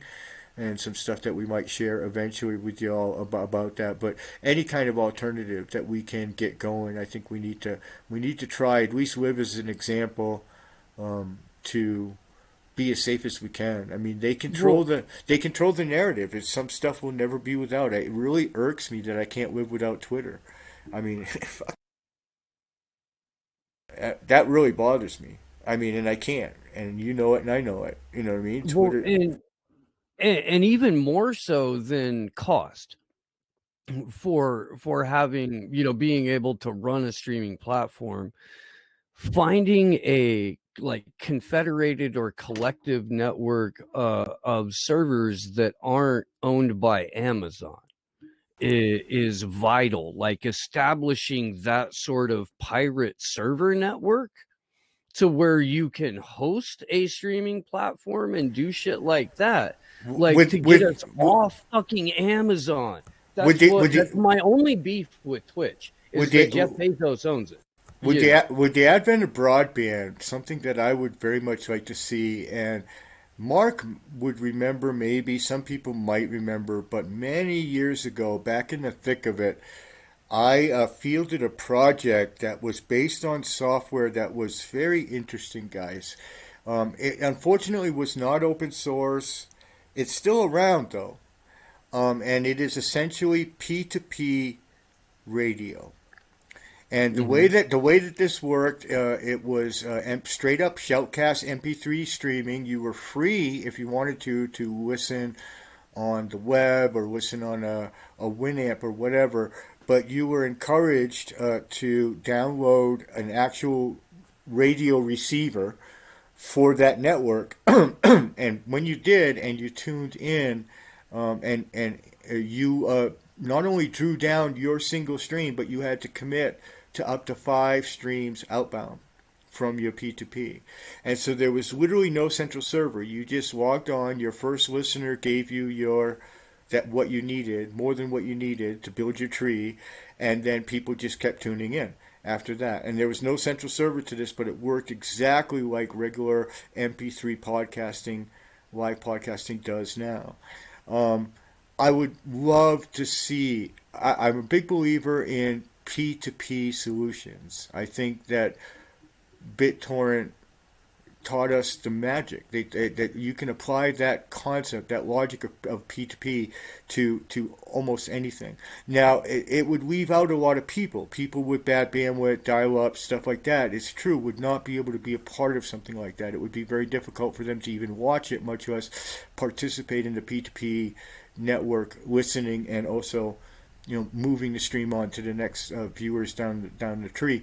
So it would shut some people out, but how powerful would it be if we could do something like that, where every streamer could just simply fire up a single piece of software, and there was nothing for them to connect to. Nobody could gainsay them. Nobody to give them permission. It would generate a URL that you put out on your Twitter, and that would be the end of it. And as your listeners gained, the robustness of your network would gain, and you would just stream that way. And that solution is entirely doable. If it can be done with audio, it can be done with video. The biggest question would be, again, bandwidth. It would really close out a lot of people who had marginal bandwidth, would not be able to participate in your audience. Maybe there are alternatives. You could, for instance, perhaps multi-stream, streaming to one public server that may or may not censor you or shut you down, but then also streaming on the P2P network as well. There are all sorts of possibilities in that. The software cannot be that hard to develop. Like I said, it already exists. You can go out there now even and look up what I've just described. I don't have the exact URLs to where to get the software, but you'll know it when you find it. Just Google up something like P2P internet radio, and you should be there in two shakes of a lamb's tail. There were other solutions as well, but none of them were quite as big as the commercial one that I sort of latched on to, just because it was closed source. It was everything we don't like, but it did have that wonderful P2P ability built into it. And so I think there are solutions to everything. Eventually, we just need to cobble together the code and get it out there, that we can circumvent these folks. But I think some things it's going to be impossible to live without. If let's just say we did that. Let's say me and Steve pulled that out of our ass in the next 6 hours, and we said, hey guys, we got this great P2P video software that we're gonna all give you guys to try out. Where would we go? We would go straight to fucking Twitter to announce it. You know, it's literally like it's like this vicious snake that I feel is eating our ass over and over and over again, and we can't fucking escape it. And I just don't know how we break that, man, because, you know, at some point, you know, these solutions need to be gotten out to the world. How do you do that? And they're the ones with the only fucking voice right now. They're the ones with the only platforms where we can reach, you know, 1 million people in a day by retweeting it, all of us. And I don't know. There are some limitations, I think, to what we're able to accomplish in a world of laissez-faire capitalism. It's unfortunate, but that's the truth, I think. Yeah, I mean, I get a little lost in the sauce when it goes off into the, you know, creation, implementation, or like the nuts and bolts of that side of it. But I'm good at getting people together. Really good at bringing people together. Well, I would like to see something like that, and I talk a lot about it with other developers that I work with on a day-to-day basis and network with. So it's a possibility that at some point something like that could come out. Either just, it's so obvious, a logical progression, like I said, from P2P internet radio to do P2P internet video, and with all the pressure of censors, it's an idea that I don't feel like I'm a genius because I sort of seem to have independently thought of it. I'm sure I'm not. I'm sure other people may even already be working on projects like this, but there's nothing that's caught my eye. But I think that there will be I think it's a solution to be expected eventually, and I will be rabid in putting it out there. Thank you everybody for tuning in. I'm gonna put our show graphic up, recap, and check the YouTube chat for comments, criticisms, and I'm very surprised we have no trolls yet, which is I actually looked up the instructions on how to ban trolls before I started the show, expecting that we would be overrun, but we're not. So this is what's going on, guys. A bunch of hours ago, I want to say like 6 or 7 hours ago, something like that, this center tweet came out from Project Schwartz that Barrett Brown of Project PM has been detained in a UK immigration center, and his counsel is seeking asylum, especially considering his history with the FBI. Greg Hausch then embedded that tweet in one of his own. And at this point, like I said, I throw up a little in my mouth every time I read this. But I have talked to Barrett Brown on the phone and his parents to get everyone in the loop. He is in good spirits given his situation that he created himself. That's my own. That's my own parenthetical addition, guys. By the way, they will be making a case for asylum. Lawyers, barristers are on the case already. He will be getting visitors tomorrow. More updates then. So clearly, Greg Hausch taking this whole, what I consider to be just utter nonsense, very, very seriously. I'll just recap my own thoughts on this. From what we've been able to piece together, Steve knows a little bit, I know a little bit. It appears that Barrett engaged in some rather obvious arrest baiting himself, essentially putting himself out in front of people. You know, can you bring that up again, Steve? If you get a chance, bring that graphic up, and we can show you where this sort of all begins. But clearly, it was Barrett Brown's intention to get arrested. Let's just put it that way. You'll see what I'm saying when he brings it up. I'll bring him up. I've got like 4,000 tabs open, so give me just a second for there. We go. It's okay. You know, that's what the editing process is for. We'll edit it afterwards. This will be on YouTube. This is episode 2, by the way, guys. And you can support my show. The link is on the YouTube page, also in my Twitter page. You can follow at Commander Exanon. Please donate to support future pop-up shows as well as our scheduled one on Saturday. It's becoming increasingly apparent. This melt is Barrett Brown. So yeah, there's Barrett. What they did, guys, there was a sign there at this protest: "Cops kill," And what Barrett Right. and this other accomplice did is rip this sign in half and then put it back together again to display that whatever this is, advice, encouragement, whatever, that people should kill cops. Barrett Brown was then arrested by immigration. He did have some, I guess, time left on his visa, but they decided they would just hold him until his time is up and deport him, whereupon Barrett Brown decided to request political asylum. Should the petition itself be accepted by the UK courts, then it will be a ball of wax. I mean, Barrett will be stuck in jail, and apparently, from what we're seeing from Greg Hausch, you can expect that they're going to make a movement out of this. That they're going to actually take this publicity stunt, this obvious, what to me is a transparent publicity stunt on the part of Barrett, to become relevant again, and they're going to begin to take this seriously, run with it, and try to get you all to support this. And so my big thing that I'm trying to get people across to people is, number one, time is valuable. There are a lot of really horrible things right now that need our immediate attention. If you have even a moment to spare towards any sort of activism, be it in the streets or online, I beg of you to first consider giving it to a real information activist like Julian Assange, who is really fighting for his life and truly needs the legal help of not being extradited to the United States, and whose case is at a very pivotal moment in that case where the maximum amount of pressure is necessary. If that doesn't suit you, you find all of these personas and characters from Commander X to Julian to be just too much to deal with, then we have Myanmar, guys. We have Colombia. We have Israel. We have all sorts of places where people desperately need a few moments of your time. Do not give your time to this nonsense, guys. It is utter, complete nonsense. It is a publicity stunt on the part of Barrett Brown to try to get his name in the media and gain relevance, primarily, I suspect, among the core of cult followers who still cling to him and still think he might be relevant and cool. Most everyone else has been burned by him or knows somebody who's been burned by him and has since the bridge is burned. Let's just say he's got like nothing but smoking bridges behind this guy in the movement. But if you're new to this movement and you perhaps think that this person is important or should somehow be supported or anything, I want to assure you that he doesn't need your help.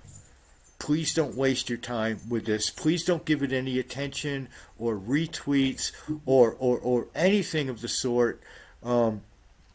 It is a mockery to people like Julian Assange and others, including including myself, who have put their life and their freedom on the line for a good cause and who have fought this political asylum angle, and you can never imagine the sacrifice. You just cannot imagine how arduous and what you have to give up, and the pain, real physical pain sometimes, that you have to go through, the suffering to walk a road like this. And Barrett Brown is literally making a mockery of every person who has ever legitimately gone after political asylum in a foreign country from a repressive regime. He's literally making a mockery of it all, not just Julian. This is no good for Julian, and every bit of attention that's paid to this man and this clown while he's over there in the UK doing this is going to take away from people take the air out of the media cycles for his own purpose, the oxygen out of the media cycles, and instead, when we could be pushing and hopefully try to get that oxygen for Julian, where he needs to be in the media cycles right now. So this is a game that Barrett's very good at, guys. I've written about him in my books. I encourage you to read my books, and what you will read will astound you after watching this show, guys. You read Behind the Mask, you read Dark Ops. I'll give anybody during this show in the YouTube chat a free copy. How about that? Okay? Special offer to everybody tuned in who wants a free copy. We'll arrange that right now, even during the show. Read the books, guys. I give great credit to both Barrett Brown and Greg Hausch for the things that they did historically, and I have not one single bad word to say about either of them in my books. And yet, they have continuously for years torn me down to shreds, character assassinated me with lies and half truths and just stupid shit that we all did when we were kids. It became this big giant personality war, and then they went on my own movie, my own opportunity, my last opportunity probably to set my legacy straight, to set my story out there, and continued in that same vein. Literally every sentence out of Barrett's mouth is either tearing me down or tearing Anonymous down. And that's what I also want you to know. If you're an Anon out there, you should take particular offense to this man, because he went in We Are Legion when he was sort of pandering to the movement, and he said that Anonymous was, one of the only things he had ever seen that was politically effective in his career, and he went from that to talking absolute shit about all of you. He thinks Anonymous is a fucking joke now, and he said so on my movie, and he said so multiple times publicly. So he thinks and considers your efforts in Op Israel, your efforts in Op Colombia, your efforts in Op Myanmar, efforts that people like me and Steve work every day to try to bring light to and try to shed light on. And he thinks that those efforts are a joke, guys. He thinks that what you represent, the mask and all of it, is no longer relevant at best, and at worst it's fucking hysterical fucking joke. So don't believe anything this man says. Do not buy into this fucking publicity stunt.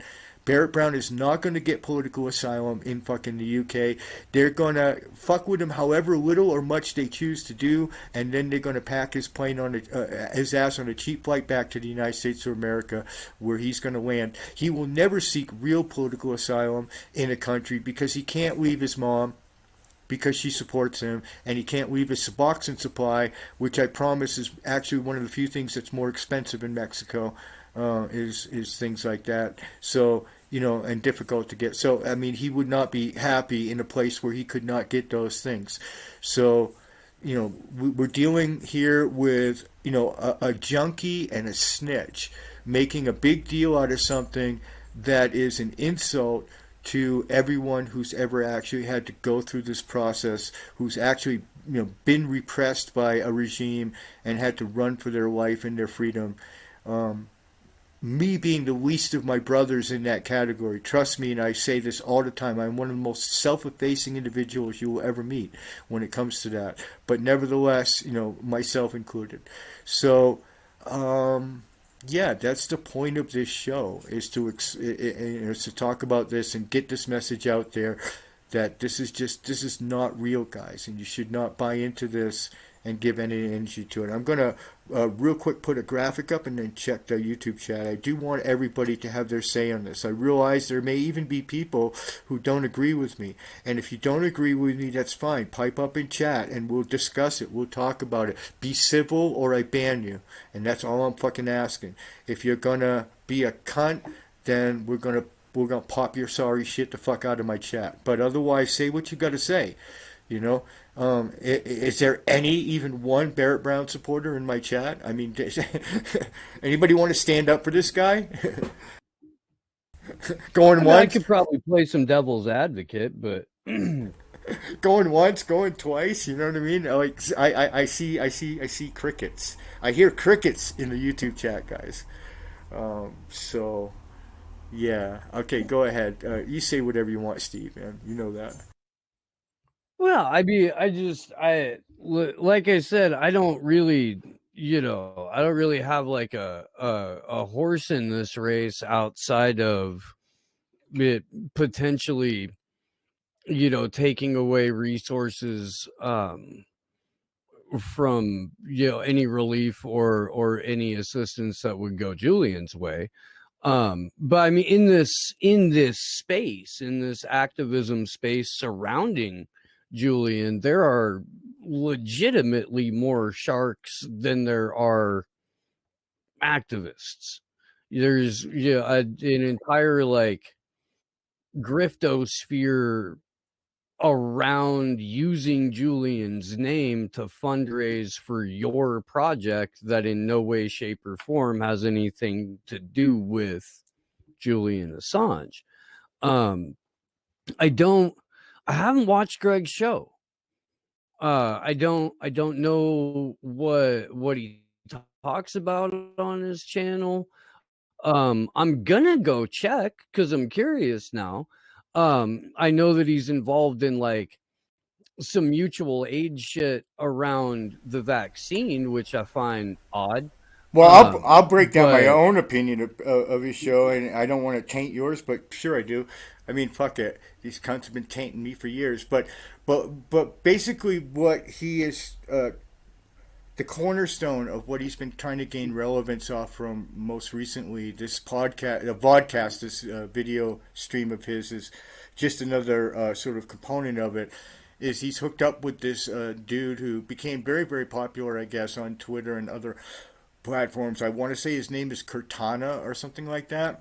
And he is hooked up with this guy who has somehow managed to convince everybody that if there is a founder of Anonymous, like a guy who invented it all, including like our symbol with the UN, kind of like the laurel leaves, you know, and the headless guy with the question mark, all of that sort of shit.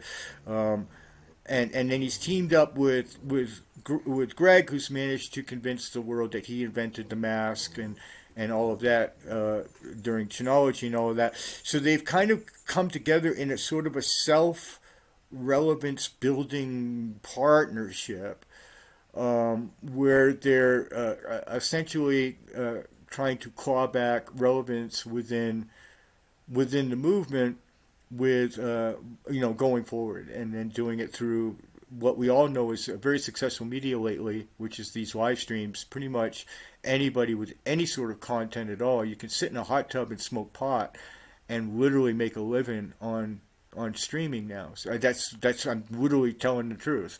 I mean, I'm tempted to get a hot tub put in just to do one and see how many hits I get on X in the hot tub fucking episode, right? I mean, it's literally become stupid.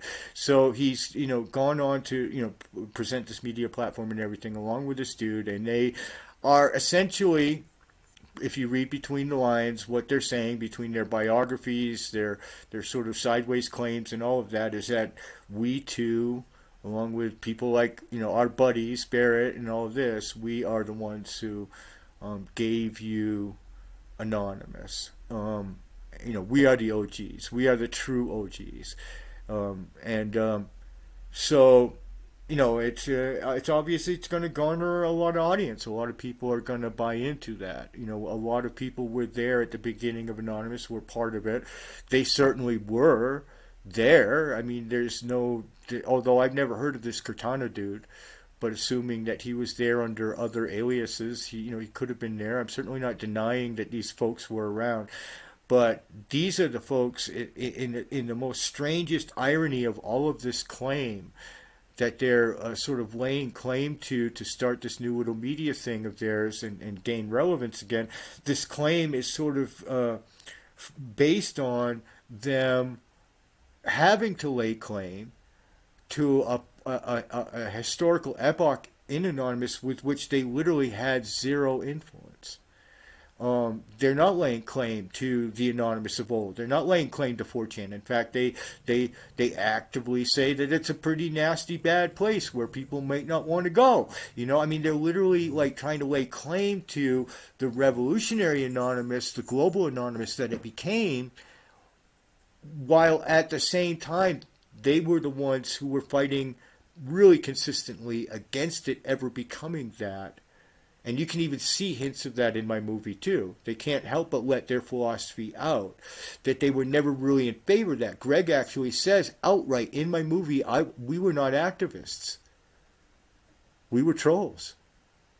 He says that right in the movie. Okay? That Commander X came at it from a whole hippie activist point. Goddamn right I did. I picked up Anonymous and said, you know what? That's a nice fucking sword. You know what? I bet it can fucking smash a lot of assholes in the teeth with this. And that's exactly what I went ahead and others like me who helped me did, right? Who are all part of what making the Anonymous that you guys all know and love today.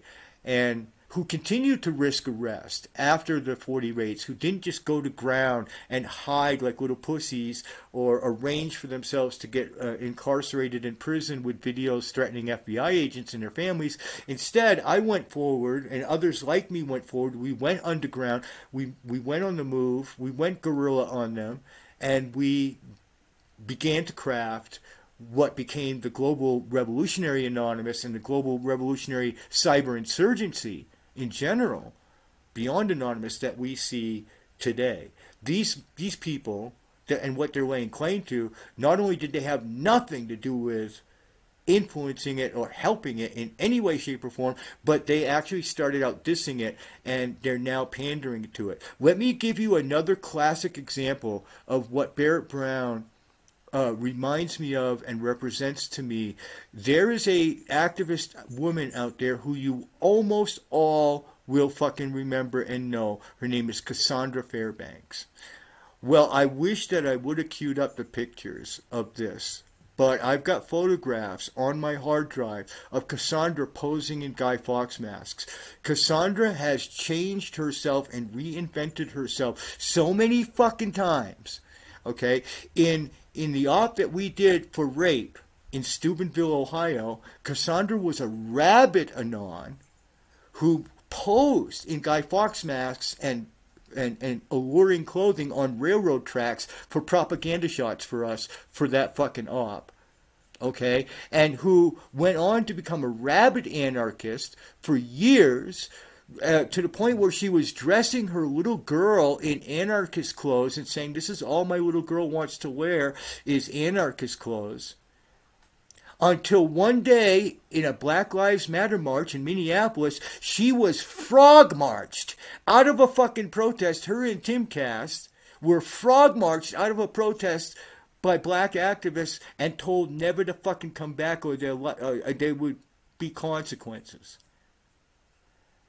And Cassandra decided right there that her career was done being that, and decided she was going to become this pro-Trumpian, pro-conservative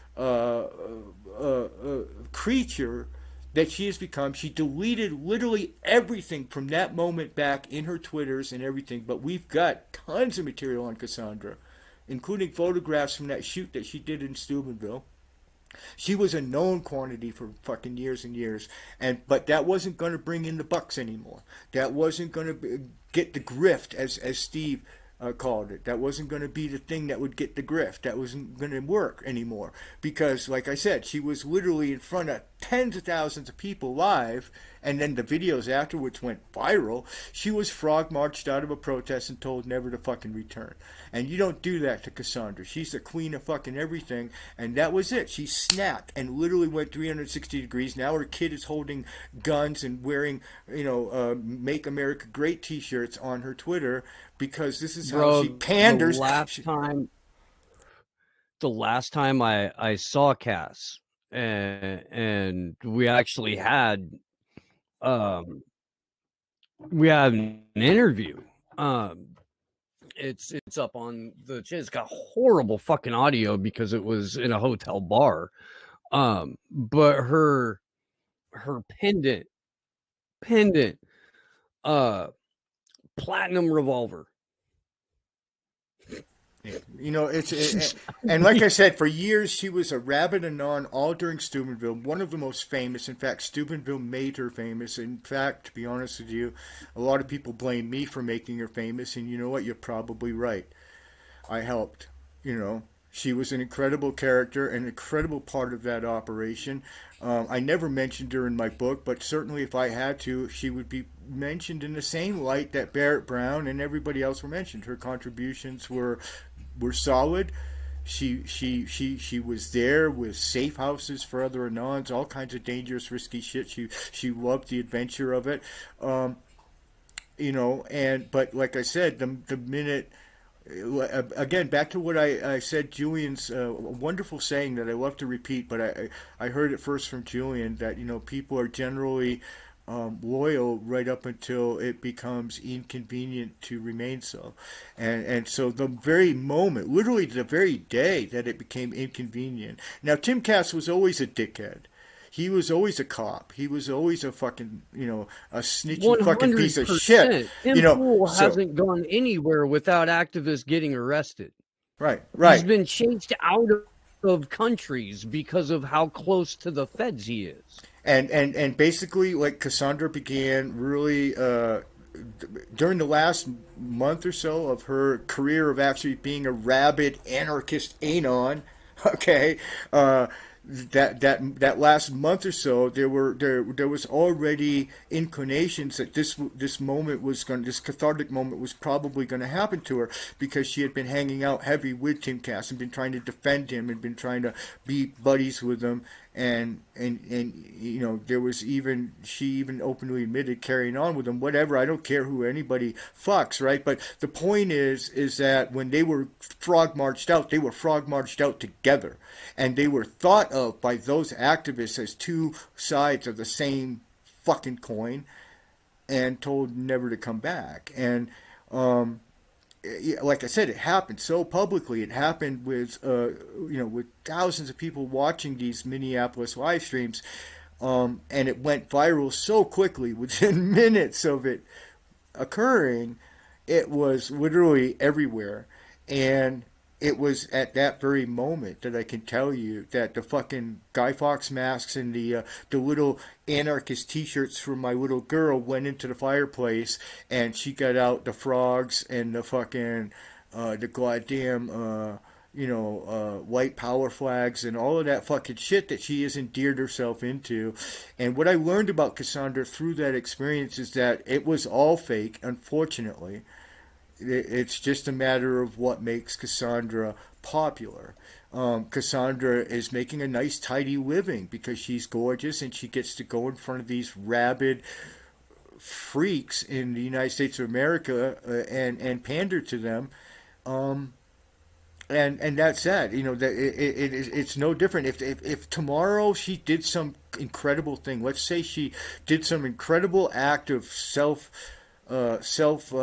sacrifice and was instantly back in somewhat good with the movement again, she would immediately bust out the little anarchist T-shirts. The Anon masks would go back on the wall, and she would become a darling girl again of yet another a group of people.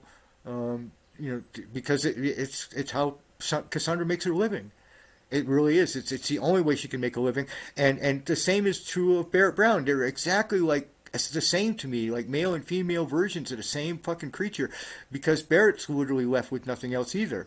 If he doesn't have an audience, and I'm no different, I'm left with nothing else either but my own persona. I get it. You know what I mean? So I'm not saying that that's a big thing. What I'm saying is that, unlike others, I'm willing to starve and eat macaroni and cheese to keep saying fuck you to the people who need to say fuck you to. I'm not going to, pander to one group or another. I have never, ever been anything but 100% consistent in my support of Anonymous and my support of Julian Assange. I challenge anybody. You want to find a dox on me? I challenge you to find that. Find where I spoke out once against Julian or fucking Anonymous or any of this movement. Find once where I turned my back on anybody other than those who have so continuously stabbed me in the back that I've had no choice. But it very much resembles these creatures. Barrett to me is, in my mind, very much like Cassandra in that sense, that when he got out of prison, he took his finger and he went like this and said, you know what? I don't know how much wind there's going to be on Julian's back on this. I don't know how much wind there's going to be on his back, so I think I'll go with the guys that are criticizing Julian. They're in mainstream media too, and they're all over. They got power. They're going to want to interview me, right? So he took the wind, he took the measure of the wind, and that's who he did, and that's where he decided to land in history.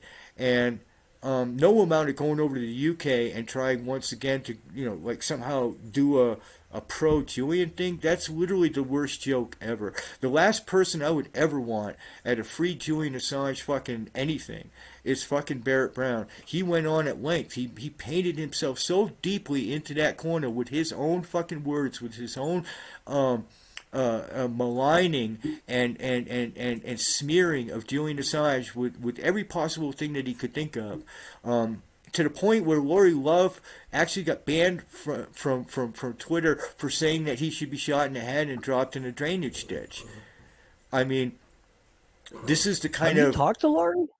I haven't, and I mean, I'm concerned. I'm concerned about all of You this. should. I'm concerned about You should people. talk to Laurie. I'm concerned about people supporting this man with the bridges that he has burned, with the things that have come out of his fucking mouth, especially since he got out of prison, with his behavior, with his association with people like Sabu and Your Non News, who are just known factories of fucking snitchiness. All of this sort of thing. Is just very, very concerning, very, very upsetting, and you want to know the deep, dark truth. One of the criticisms that Barrett has for me in the movie is that I'm crazy, and that I started all these ops, and they're crazy ops, that in dark ops, like for instance, and that I'm a lunatic, and that the ops that I started are evident of that. Barrett Brown's biggest claim to fame, probably the biggest, most attended anonymous op that Barrett Brown ever pulled out of his own ass, that he ever called, was the op that actually prevents him from coming down here and taking my original invitation and living the good life here in Mexico, because he declared war on the Zeta cartel. Literally one of the stupidest fucking things you can ever possibly fucking do. Okay? Regardless of the cause, regardless of whatever. The number one rule of anonymous and cyber activism in its general is never take on an enemy that you cannot A, defeat, and not B, protect yourself from. Because that's just fucking stupid. And he took on the fucking cartel, and they immediately kidnapped a non-blogger down here, held him for ransom to make Barrett stand down. There were guns being pointed in people's faces in Dallas, Texas, and stuff like that. And one of the kids in the op was actually picked up by the FBI, and they tried to pressure him with some goods that they had on this kid to continue the op against the cartel because they liked the intelligence that was coming in. This was also a common knowledge on YouTube. You could see this kid's videos around to this day where he talks about how he was picked up by the FBI and how they had some little thing on him, some little DDoS or whatever, and all they wanted was for him to pick up the reins of the cartel op and keep it going because they liked it. They wanted that to happen. This was Barrett Brown's big claim to fame in Anonymous, his big op that he himself crafted from top to bottom and launched. He launched others, and they were good ops too. So it's not that. But to criticize me, I never launched an op against the cartel. I mean, the most craziest thing I ever did was launching it against Israel, which, given the tendency of given the tendency of the Mossad, could be the equivalent of the same. But the difference is that Barrett had maybe 7,000 people in his op. I had estimated by the media themselves 75,000 people involved in my op. So I actually had the guns to do it. You know what I mean? I had the army to do it. This is a man who, again, has earned this moment of this stream. If you think that I'm being unfair to Barrett, you need to read my books and see how I was being when I was being fair. You need to consider and reflect on the fact that Steve will vouch for the fact that I have maintained, for the most part, 99% maintained my silence on all of this while they used me, the Commander X persona, as a goddamn fucking shit mat at the door, okay, for fucking years. And I kept my fucking silence in the name of not doing drama, in the name of not bringing these kind of schisms up, not gaining weight to them. But enough is enough. Between both of these men, Greg Houch and Barrett, between their conduct on my movie, which is disgraceful on so many different levels, to their conduct in this fucking latest publicity stunt, I can't find any validity or legitimacy in any of it, and I feel compelled to finally speak up, both in my own defense against these fucking idiots, but also to warn people that they're out there now with this latest stunt, and they're going to try to draw the oxygen out of the movement. They're going to try to draw the oxygen out of the media cycles. And I feel really compelled, given Julian's situation in the UK, no less, as well as all of this other stuff going on, I feel really compelled to try to urge people not to give one atom of effort to this fucking bullshit, not one atom of attention or anything to either one of these individuals. They have lost their grace. They have lost their right to claim your sympathy and your support, and especially in so obvious of a stunt where they've literally got nothing on the line. There's no repression here. There's no. What they're going to do is they're going to take what is normally very shitty jail conditions anyway and try to make it out like Barrett Brown is being tortured. Barrett Brown signed up for this. Barrett Brown did this. Barrett Brown ripped that fucking sign and knew he would end up in a UK jail and wanted to. And what he did was not acceptable. I'm sorry, guys, but I have been in the throes of Ferguson. I've been through the throes of Minneapolis. I've been through the throes of so much Black Lives Matter. I have seen the most heinous cases of outright murder of people by cops that I have ever seen. And I would never condone, nor would I participate in putting something together like that where the message is kill cops. Okay, as hard as it is to admit, these people are human beings with families and children. I want them disenfranchised. I want their guns taken away from them. Some of them even need to go to jail. But what the fuck were you even thinking to do so? You think that's free speech? Screaming fire in a theater is not free speech. You can't do that. Okay, there are limits to decency, to common sense, okay? And I am the one who has constantly, by Barrett and his forces, been accused of the one crossing that line. But what you find anywhere, I have an offer that I gave journalists during the Canadian thing, and I'll give it to any of you. I will download my entire fucking Twitter archive and give it to you. Anybody.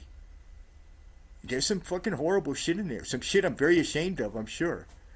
But I want you to find where I ever said go out and kill cops. And if I had, I would expect to be immediately arrested if they could catch me or whatever. I mean, this is a publicity stunt, guys. A publicity stunt which, in my opinion, lacks taste. It lacks class. It lacks common sense. It's almost assuredly going to cost Barrett more than he has calculated because he seems to be getting very bad at this game, okay? And it absolutely must not be supported in a time when when everything is on the line. The planet is dead in 10 years. Julian Assange is dead if we don't get him out in 10 days or weeks or whatever. We've got people literally being killed by the thousands in countries all around the world like Myanmar, Colombia, and Israel at a time when every bit of our effort is needed just to save humanity and save this planet. Literally no time to waste. All hands on deck. And he's going to pull something like this. This is just the height of stupidity. Don't give it anything. Don't give it any effort or pressure. We're going to do another quick break. I hope Steve will stay, but if he's got to go for other things, it's fine. We're going to continue. I kind of do have to bounce, X. I'm sorry. Thank you so much, then. That's good that you said something for the break. We'll say goodbye to Steve. Thank you for being here. Steve's input is invaluable because he's been around and he's seen all of the history of this, and he as many individuals are icons in the movement, understand where this is coming from, and that this is not some long simmering petty little drama between robust personas on the internet. There's a lot to this, a lot that's tangential, and there's danger here, Will Robinson. Danger. Let's take another video. When we come back, who knows who might be with me, but goodbye to Steve. Make sure to follow him at Slow News Day, right, Steve, on Twitter, that they can follow you. And it's at Slow News Day Show and X. I love you, my brother. Thank you. Always good to see you and talk to you. I look forward to seeing your conversation with Keith. I can't wait for that. That's one of the greatest shows I think we'll ever do. We got Mark working on it. He's got some questions. We're gonna really do Keith right on that show. I think he'll be proud. So we're gonna do him. We're gonna give him the show that he so robustly deserves. Thanks a lot, Steve. You guys, I'll be back. I'm gonna try to grab some coffee during this video break. I hope you enjoy it all, and we're going to come back and we're going to talk some more about stupidity and how karma is a bitch. Made by Groovy. And we sound like Gucci, Gucci, Louis, Louis, Fendi, Fendi, Prada. Okay, brother. Thank you, man. I have a good rest of your show, and I'll talk to you soon. Fendi, Fendi, Prada. Them basic, Gucci, Gucci, Louis, Louis, Fendi, Fendi, Prada. Fendi basic, wear that so I don't even, I put that on my partner, I put that on my family. Oakland City represent, address me as your majesty. Yeah, you can kiss the ring, but you can never touch the crown. I smoke a million Swisher blunts and I ain't never coming down. You ain't no Barbie, I see you looking over.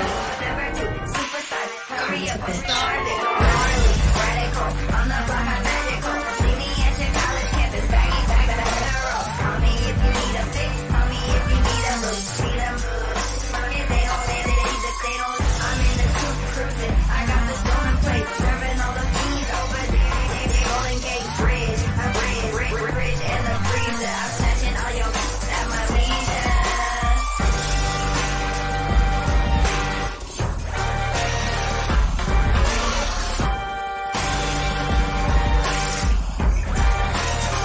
And we sound like Gucci, Gucci, Gucci, Fendi, Fendi, Prada. Them basic, so I don't even I Gucci, Gucci, Louis, Louis, Fendi, Fendi, Fendi, basic, so I don't even bother. Louis, Louis, Fendi, Fendi, Prada. Fendi's looking like Madonna, but I'm flossing like I wanna. Blossom love, you know I keep that work in my trunk. Work hand on the plug if you wanna press your lips. One way, nasty. Fill my cup with ass, fill my gun, rich and flashy. I be with it, you can't find that. I think you need a Google map. My pearl handle kitty cat will leave it. Now Google that. Groupies follow me like Twitter. Follow rolling up my catnip in your litter. Why you looking bitter? I be looking better. The type of time I make you wish that you ain't never met her. The editor, director. Plus, I'm my own boss. Million Swisher blunts and I ain't never coming down. You ain't no Barbie, I see you looking over. Number 2, supersize. Hurry up, I'm started. Radical, on the block, I'm magical. See me at your college campus, baggy back to the roll. Call me if you need a fix, call me if you need a look. See them, if they don't fix, so I don't even bother. I don't Gucci, Louis, Louis, Fendi, Fendi. So I don't even bother. I don't Gucci, Gucci, Louis, Louis, Fendi, Fendi, Fendi, basic. So I don't even bother. I Gucci, Gucci, Louis, Louis, Fendi, Fendi, Fendi, basic.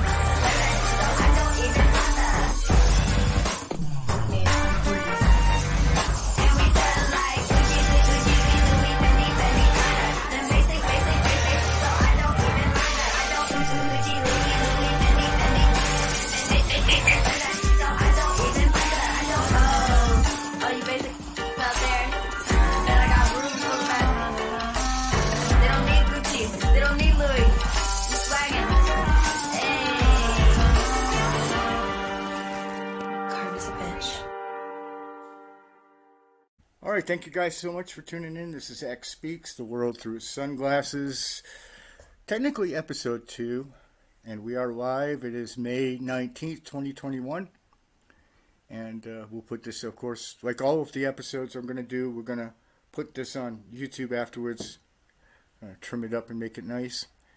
Up on the screen, I got the poll that we've been doing this evening, the X poll. Why did Barrett Brown get himself arrested by UK immigration authorities in order to claim political asylum there? And you got 4 choices. The most charitable is he is stupid, he is seeking relevance, he wishes he was Julian, all of the above. And I'm going to take a look at the results and read them off to you here, guys. So as of just now, we have 15 votes. 20%, still pretty consistent, 20% that he is stupid. A new one, we've got 6.7% saying he's seeking relevance. That's new. Up until the last break, it had been 0. Nobody was thinking that that's why he was doing it. Maybe my argument that that's why he is doing it was convincing, right? I don't know. Did these polls really mean anything? Probably not. Anyway, it's a lot of fun. So the third one is he wishes he was Julian. 6.7% of you also think that that's the truth. And then a consistent, again, rock solid consistent, 66.7% of you believe all of the above. What are we talking about? We're talking about Barrett Brown is in custody. If you're brand new, you're just tuning in. What is this all about? Barrett Brown is in custody in the UK. I'll show you on the screen there the what brought it to my attention. Much earlier this afternoon, this center tweet there, the one that's embedded, was tweeted out. Barrett Brown of Project PM has been detained in a UK immigration center, and his counsel is seeking asylum. In the UK, I remind you, especially considering his history with the FBI, who are best friends with all of the law enforcement agencies in the UK, his chances are 0. But they're taking this quite seriously. Greg has embedded the tweet, and he gushes on that he's talked to Barrett Brown on the phone and his parents to get everyone in the loop, because that's what Greg does. He's the guy that's the loop getter. And he is in good spirits given the situation that he created. That's my own parenthetical addition. They will be making a case for asylum. Lawyers and barristers on the case already. Good luck with that. And he will be getting visitors tomorrow. More updates then. Guys, this is, as I've been saying at length,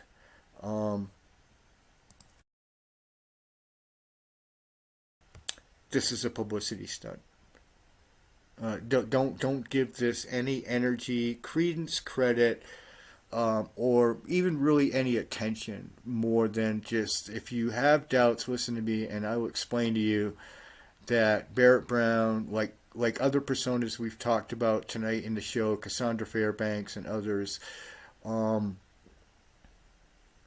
are out for only one thing, and that is themselves. And they have been quite successful, these two people, over the years. It's interesting to compare Greg Hausch, Barrett Brown, with Cassandra Fairbanks, because they're really kind of all same peas of the same pod, so to speak, because they have all swung wildly in their political beliefs. I once asked Julian one time why he had anything to do with me, and he gave me probably the greatest compliment. He says, you're consistent, X. And I laughed, and I told him back, I was like, yeah, consistently a dickhead. He said, yes, but you're consistent. And that to me is authentic. That's authenticity. The fact that I have starved for years on end in order to take very unpopular positions, but I have never wavered in the things that I have supported, the things that I have advocated, whether they were popular or not, whether the media said they were relevant or not. I have, and as a consequence, I'm the least of my brothers, especially when it comes to things like fundraising and financing. By the way, the donation link for the Friends of X Committee is everywhere. It's on the YouTube page. It's on my Twitter. That can always use some love, guys. They are the perpetual sponsor of this show. So, but they've done, both of them have done so much better than I have with this strategy of just basically, doing this, finding which way the wind is blowing, and make sure that you set your sails in that direction, and that will always be a more successful form of personal propaganda and self-aggrandizement than being consistent and being authentic will be, because being consistent and authentic means you've got to take it on the chin when that's no longer a popular position. And this is something you'll never see Barrett Brown do, or Greg Houch, or for that matter, Cassandra Fairbanks, who I really feel is a very fair comparison to these other two individuals. So this latest stunt is going to try and take the oxygen out of the information activists, because it's going to try to suck away your effort and time, which is better spent somewhere else.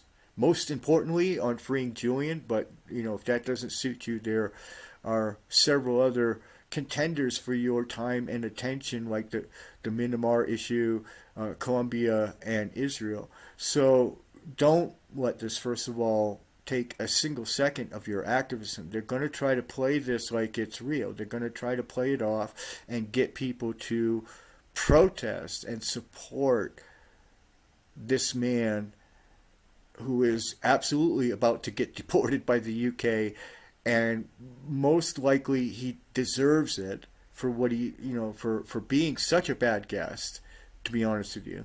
And that's going to be the end of it. I certainly would bet every last bit of income I'll ever have for the rest of my life that he has zero chance of ever getting political asylum in the UK.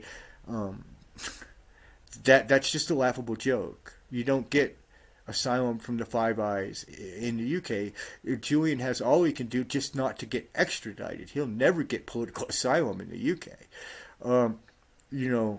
Barrett's lucky that they didn't charge him, which they certainly could have done, for behaving so poorly in the country, for being such a poor guest. Who the fuck does that? Who the fuck makes a sign and goes out and stands in front of it that says "kill cops"?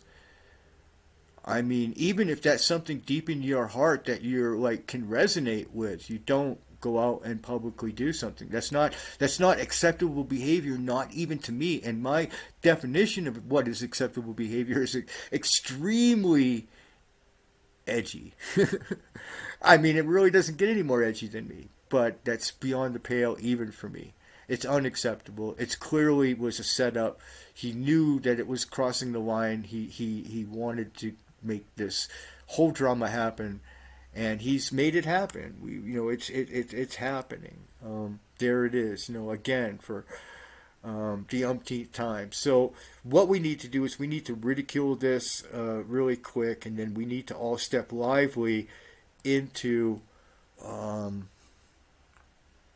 other areas of endeavor that are much more important, like supporting Julian in his time of need. It's more dire than ever. Don't let this cloud the situation in the UK. If people come to you, especially journalists, and they ask you questions about this, it's important to say this has absolutely nothing to fucking do with Julian Assange. This man has nothing to do with him. Julian supported him, and he stabbed Julian in the back. And I don't want to put words in other people's mouths, but I'd bet dollars to donuts if we could ask Julian honestly what he thinks about this, he'd be like, fuck Barrett Brown. Seriously, fuck him. You know what I mean? He made his bet. He burned everybody who ever supported him, including Julian. And now they're going to try to make a big deal out of this. This could turn nasty on him. They could decide that, okay, we'll take your political asylum petition, but we're not going to give you bail, and it's going to take a couple of years to decide the case. Good luck with that, and enjoy the jail food. This could really go south on him. My feeling is they're probably just pretty sick of him, and they're just going to stick him on a plane and deport him at the next earliest convenience. But they could, really turn this on him and make him miserable. And as far as I'm concerned, he deserves to eat every one of those lousy fucking jail meals that he's about to eat. After the shit that he's done, after the shit that he's pulled all of these fucking years, and the bridges that he's burned,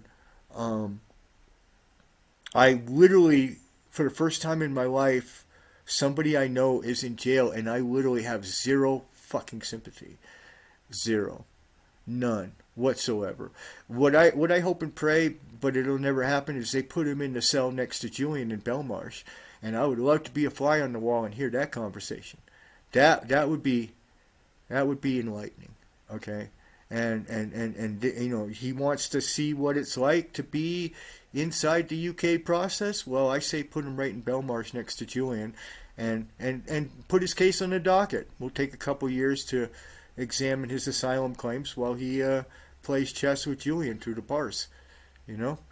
And who knows? Maybe that would be a wake-up call. Maybe that would be what it takes to finally bring Barrett around and let him have a little character again, let him have a little bit of class again, and a little bit of dignity, and certainly a little bit of ethics. Who knows? You know what I mean? People can change, even Barrett. So maybe if they did put him in the cell next to Julian, maybe Julian could, after he's done punching him out, maybe get him right, and get him straight. I'm going to put a graphic up and check the chat, guys. Let's put this one up. See if anybody's got anything to say in YouTube. YouTube's kind of quiet. Cassandra is known as a grifter, says St. J. Graves. Of course she is. That's the purpose. And of course, we got the boobs going on, the high heels, right? I mean, so, all the way around, it's a pretty successful grift, you got to admit. But I've got the pictures. I wish that I had queued them up. I didn't know I was going to be talking about Cassandra, but I got pictures of her posing in Anon masks and how rabid she was in that movement, dressing her kid in stuff like Anon t-shirts and anarchist t-shirts and silly fucking shit like that. I mean, silly woman. Silly woman, ridiculous. And it's not that the Commander X persona and myself aren't silly too. It's not a comparison of who's like the most successful. I mean, those guys are way more successful than me.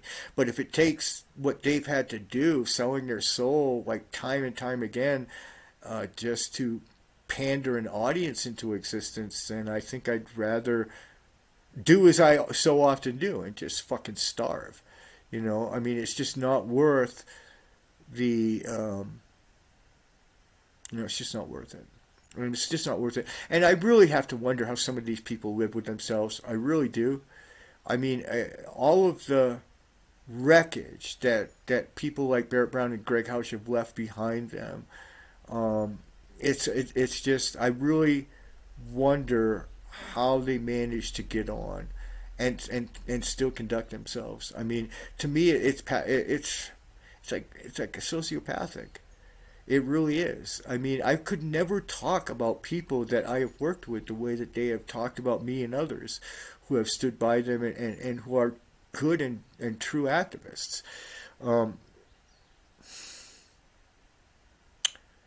don't know. It's a tragedy. And for years I managed to avoid the drama, and many people criticized me amongst my friends for waiting too long to do this, for going too long, for allowing too many years to pass where these people used me and the Commander X persona as a doormat, while I remained silent under the banner of not causing any more drama in the movement. Well, sometimes I think drama just needs to happen. This show is kind of about that tonight, just to kind of vent and to air this. I mean, I literally see no opposition in chat, which is very interesting. I really thought that the Barrett trolls would show up in force to contest and to attack. But literally nobody has had anything that I can find negative to say in YouTube chat. I'm checking it, guys, so please feel free to comment. I can't see it in real time, but I'm flipping back and forth amongst it. I do want people to get their say. And like I said, if you're civil and you think Barrett Brown is a great dude and you can be civil about it, speak up. I'll debate you. If you're a dickhead, I'm gonna bounce you. But I'm perfectly open-minded to hear the other side of the coin. But I just can't abide this man's behavior anymore. I can't abide the years and years of duplicity and the lies and the pandering to whatever happens to be the newest hot thing. All of it, and it's just really, to me, this may seem petty, but it boils down to jealousy. I really feel that Barrett is jealous of Julian. He's jealous of me. He's jealous of other activists. I'll give an example: Susie Dawson, who is in Russia. He's jealous of all of that. He wishes that he had the courage and the wherewithal to do these heroic things. He knows he'll never be able to do that, and his only claim to glory can ever be in attacking those who he feels have stolen glory that belongs to him. And he will always see it that way. From his point of view, will always be that he has been deprived by all of you of his rightful place in history, his rightful support from you, and that will always make him an angry, bitter man who, even if you do give him his support, he will just turn on you at the earliest possible convenience. And this coming back with hat in hand, this somehow this miraculous turnaround that he's now supporting Julian, all of it is as phony as a $3 bill, and it's really all about trying to raise his relevance by way of media and the attention of all of you in the movement. And I say we give him nothing but our backs, nothing but our scorn on this. It's a sad state of affairs to come to that, but these people, Greg and Barrett and to a large extent Cassandra, who we've been talking about, they've all brought this on themselves. They were all positioned in a place where people loved them, where they were powerful within the movement, where they were doing good work. Each and every one of them were in that position. They all they needed to do was be consistent for the rest of their lives, and people would look up to them legitimately. People would follow their opinions legitimately. Okay, but you cry wolf too many times, you fly with the wind too many times, and then come back hat in hand, and you might find that nobody's got any coins left for you. Nobody's buying what you're selling. And I think this is a classic case of it. I think I'm gonna be puking a little in my mouth several times a day as they try to ramp this up and make an event out of it and make a big deal out of it. But I'm here tonight, and I don't know how much more I'll talk about it, but I'm here tonight to talk about it and just debunk this and convince people not to give any effort or any attention to this. There's so many more deserving places to put your effort and your attention than something silly and stupid like this. So on Saturday, guys, I'll just go over some stuff we're going to do. This Saturday, we've got Keith McHenry, guys. We're going to do an actual real show, not this kind of silly drama, but we're actually going to talk about, again, a real hero. Keith McHenry is the founder of Food Not Bombs. This is a person who literally, in the beginning, took a piece of cardboard and wrote on it in magic marker 3 words, Food Not Bombs, and went out and proceeded to start a global movement. That's heroism. And he has gone to jail so many times, including some times that we're going to talk about on the show. We're going to begin the show with a good review of the history of Food Not Bombs. We're going to open it up for people to ask questions along the way on all these segments. And then in the second segment, we're going to talk to Keith about what he's doing now, what's really give Keith a platform for the projects he's working on now within the context of Food Not Bombs. I think there's probably going to be some talk about Santa Cruz, but he's definitely working hard there. And then we've kind of got a surprise for Keith. I don't know if he's tuned in or listening, or somebody will leak the surprise to him. But then we're going to talk about Operation Orlando, which was the anonymous operation that I myself instigated, that was very popular, very huge, very successful in defense of Food Not Bombs in general, the people there, the chapter there, the Orlando, Florida chapter, but Keith McHenry himself, who flew there to support his chapter and ended up in jail himself. So we're gonna put Keith on the spot a little bit and find out, what it was like back then. What was it like to sit in jail and have Anonymous literally turning the jail lights out and everything else going on around you, the whole cyber war around you, and know that you were the focus of that. So we're going to put him on the spot a little bit, and we're going to dive into the history of that. We're going to look at some videos and press releases, and maybe even talk to some Anons who were part back then of that op and defending the Food Not Bombs folks in Orlando. So I think it'll be a very interesting episode. It'll be on Saturday at noontime. That's going to be a standard show now. This was a pop-up show because I'm just really angry. But we're going to make Saturday a regular thing. And so Keith is going to be really my first guest. It'll be episode 3, but I haven't really had any guests per se on the show yet. So Keith will be the first time that we roll up our sleeves and really do a good job for him.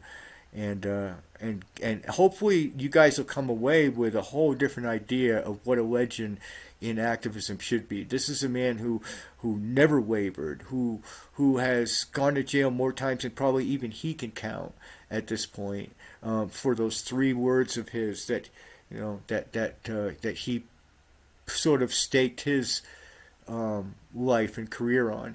And so that's consistency. That's something we're supporting.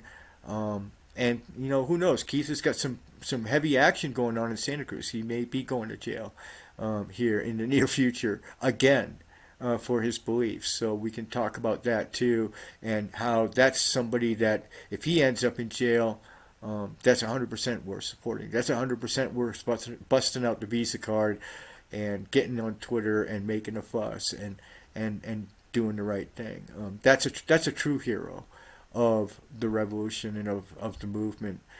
So we're going to bring him on and I think it's going to be a really epic show. I'm really planning on. I believe Mark Lubers is going to co-host with me. We kind of confirmed that, but remains for me to get up with him and tie that down. But he's going to come on and he's going to have some questions for Keith, probably especially in that last segment where we talk about the intersection of Anonymous and Food Not Bombs, which really begins and sort of, the epitome of it is something like Operation Orlando. So it's going to be a fun show. Yeah, I'm going to let's put the poll up, and we'll check the poll first, and then I'll check the chat. So we've gotten another 1 or 2 voters. We're at 18. The poll question is, guys, why did Barrett Brown get himself arrested by UK immigration authorities in order to claim political asylum there? 18% of you, a growing percentage of you, I might add, 18%, 18.8 believe that he is stupid. 12.5% of you believe he is seeking relevance. That's definitely a growing percentage. I think my own opinion might be having some influence on that. And then 6.3% of you, pretty consistent, believe he wishes he was Julian. And down a little bit from the last time we checked, 62.5% of you believe all of the above. The poll is on Twitter. If you want to answer it, please pipe up in chat if you've got something to say. Am I still live? It looks like I'm still live.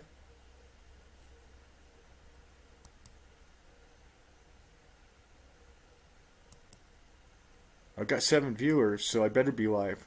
That last one by Atcha John kind of, hey X, test, check. Yeah, I'm here. Got anything to say? Anybody? You agree? You disagree? If you love Barrett Brown, man, defend him. Just be civil about it.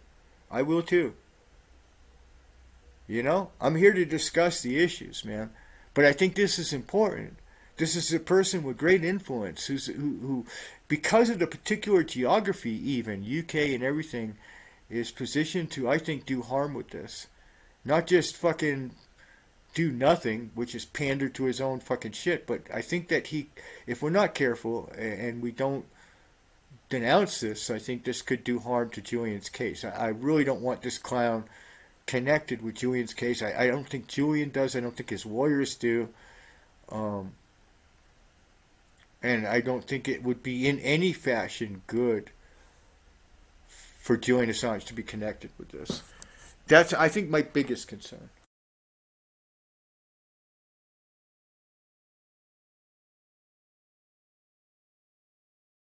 Well, I guess everybody agrees, so that's good. But pipe up and chat, guys, if you want to. It was great of Steve to stop by. He's got a unique perspective. He's been around for a very, very long time and seen a lot of these historical events and dramas unfold. So it's good to have him there as a sort of a, sort of a reference point of, letting people know that there's some validity to my own criticisms here.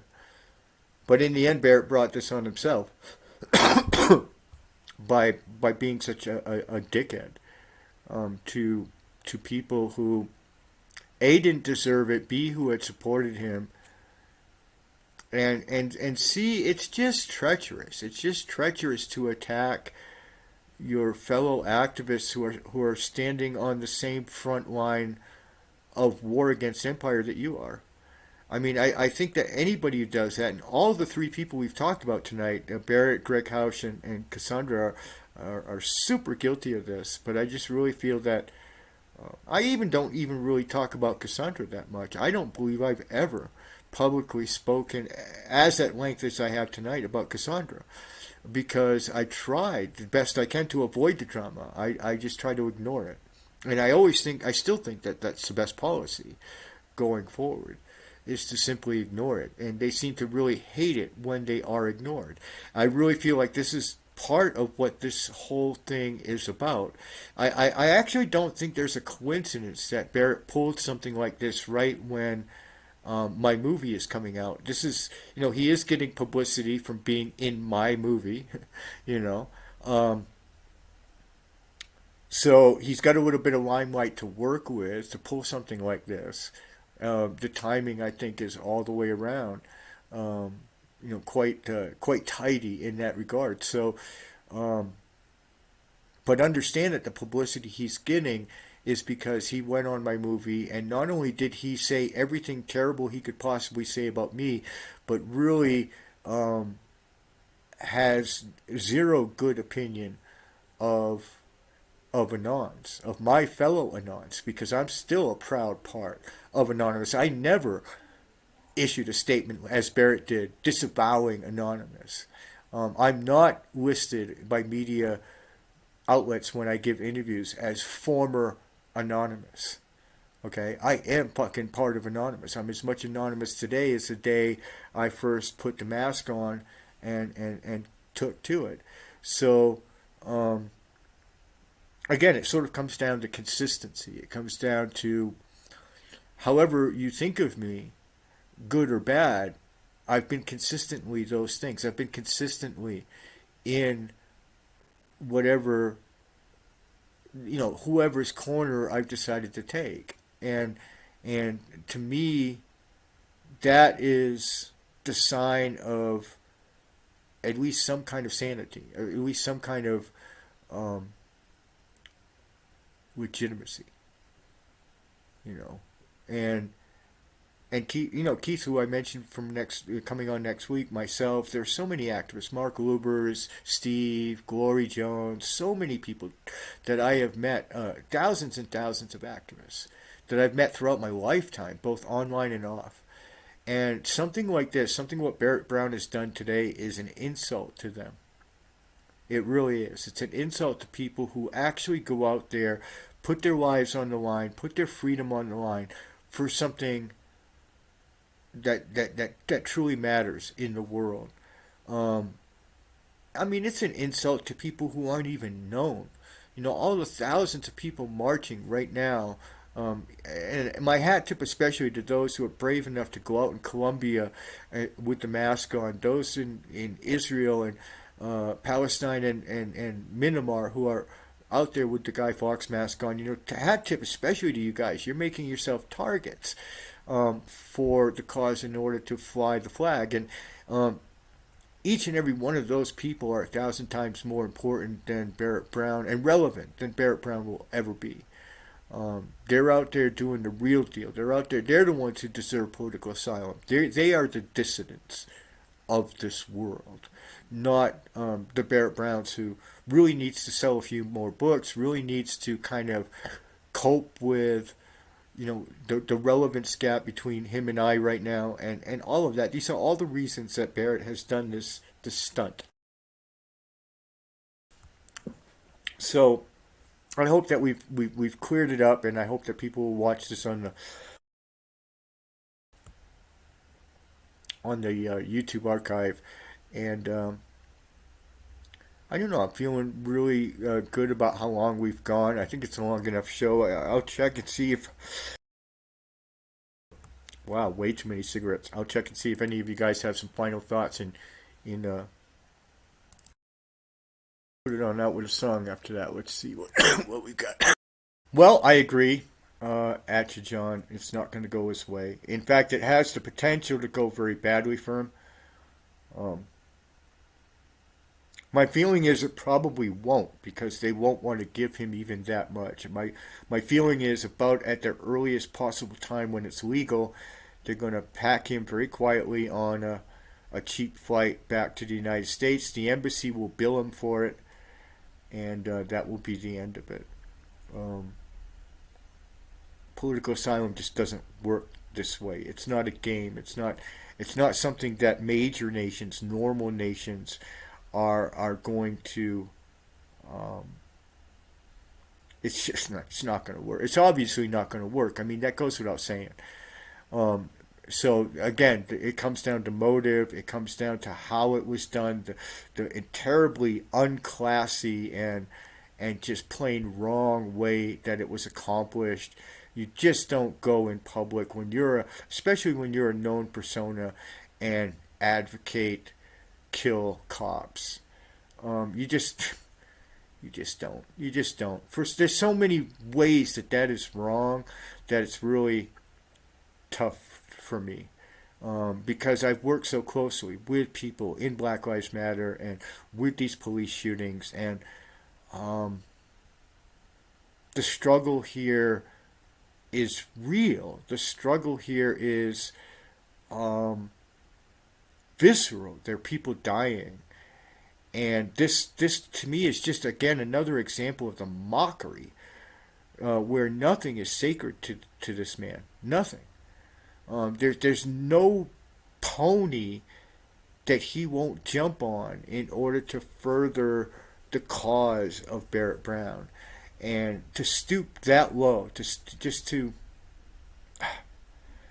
and I cannot believe that anybody who is with him would want to be dragged down into that.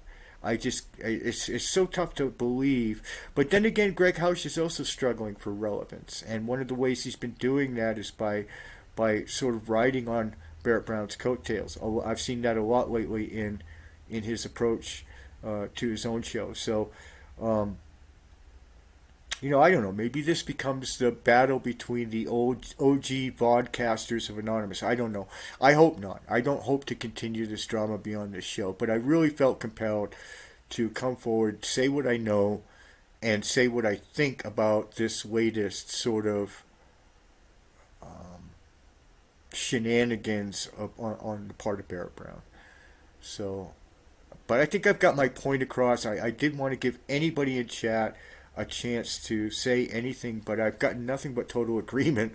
So I guess we'll have to wait and see how the YouTube comments come out. Maybe the trolls will, or anybody. I don't think that somebody's a troll for defending Barrett Brown, but just do it civilly, or I'll not show your comment. I don't know. I'm feeling good about the way the episode went, guys. So I think I'm going to call it. If nobody's got any questions or any other comments, we're going to go out with another funny song that's within the theme of the show, Karma's a Bitch. So thank you for tuning in to episode 2 of X Speaks the World Through Sunglasses, an ad hoc pop-up episode to deal with Barrett Brown and Greg Hausch's latest drama.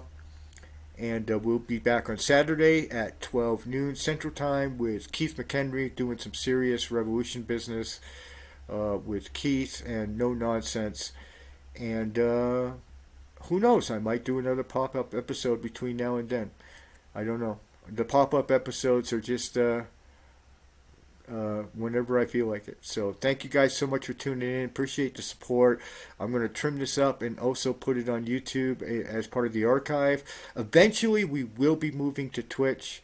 I just can't access my account right now. I've got problems. One of which is I don't have any money to pay my phone bill. So if you wanted to help, guys, I gratefully accept through the Friends of X committee any donations. The link is on the YouTube page and on the Twitter. You can follow me on Twitter, Commander X Anon. Have a good night, guys. I hope you enjoyed the song. Thank you so much for being here. Thank you for your support as always. I want to wave to you guys goodbye. Hold on, give me a second here. There we go. It got dark while I was doing the stream, so that's why my dogs are all like sleeping in the corner going, why are the lights not even on, Papa? So like I said, I kind of rushed this one into production. I hope you enjoyed the song anyway that we're going to close out with. Keep answering the poll on Twitter, and I'll see you guys on Saturday, if not before. Good night, everybody.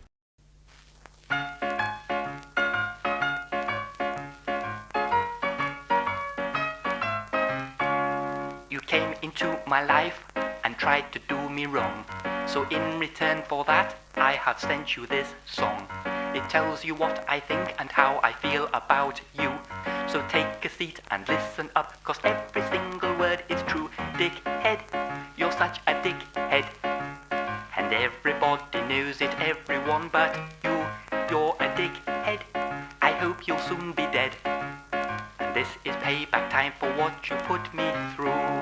The way you behaved was a total disgrace. I'd never grow tired of punching your face. You think that putting me down lifts you higher? I wouldn't piss on you if you were on fire. You think you're better than me? Well, you're not my friend. I'll get further in life than you in the end. You're nothing, you're worthless, just dirt on my shoe. Wherever you go, whatever you do, people will sing this song to you. Dickhead, you're such a dickhead. And everybody knows it, everyone but you. You're a dickhead, I hope you'll soon be dead. And this is payback time for what you put me through.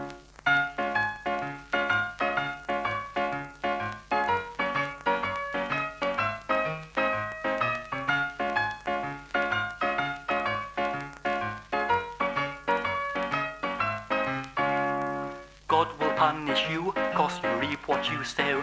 You're a vile individual from head to toe. Nasty to the bone, unpleasant to the core. I shall drink champagne when you are no more. If I never see your face again, that's too soon. I never met anyone so suited to this tune. I hope your friends desert you and your health is poor. This is what I think you are. 1, 2, 3, 4. Dickhead, you're such a dickhead. And everybody knows it, everyone but you. You're a dickhead, I hope you'll soon be dead. And this is payback time for what you put me through. I wouldn't even give you the steam from my piss. As far as I'm concerned, you can swivel on this. You're simply jealous of me, but I couldn't care less. Cause I have all the qualities you'll never possess. I'd hate to go through life as you 24/7. Cause people like you don't end up in heaven. You will rot in hell, that's where you belong. And when you get there, they'll be singing this song. You're a dickhead, such a dickhead. And everybody knows it, everyone but you. You're a dickhead, we're all glad you're dead. And so is everyone that you ever knew. Dickhead, you're such a dickhead. And everybody knows it, everyone but you. You're a dickhead, everybody's said. I I hope you like the song, so screw you.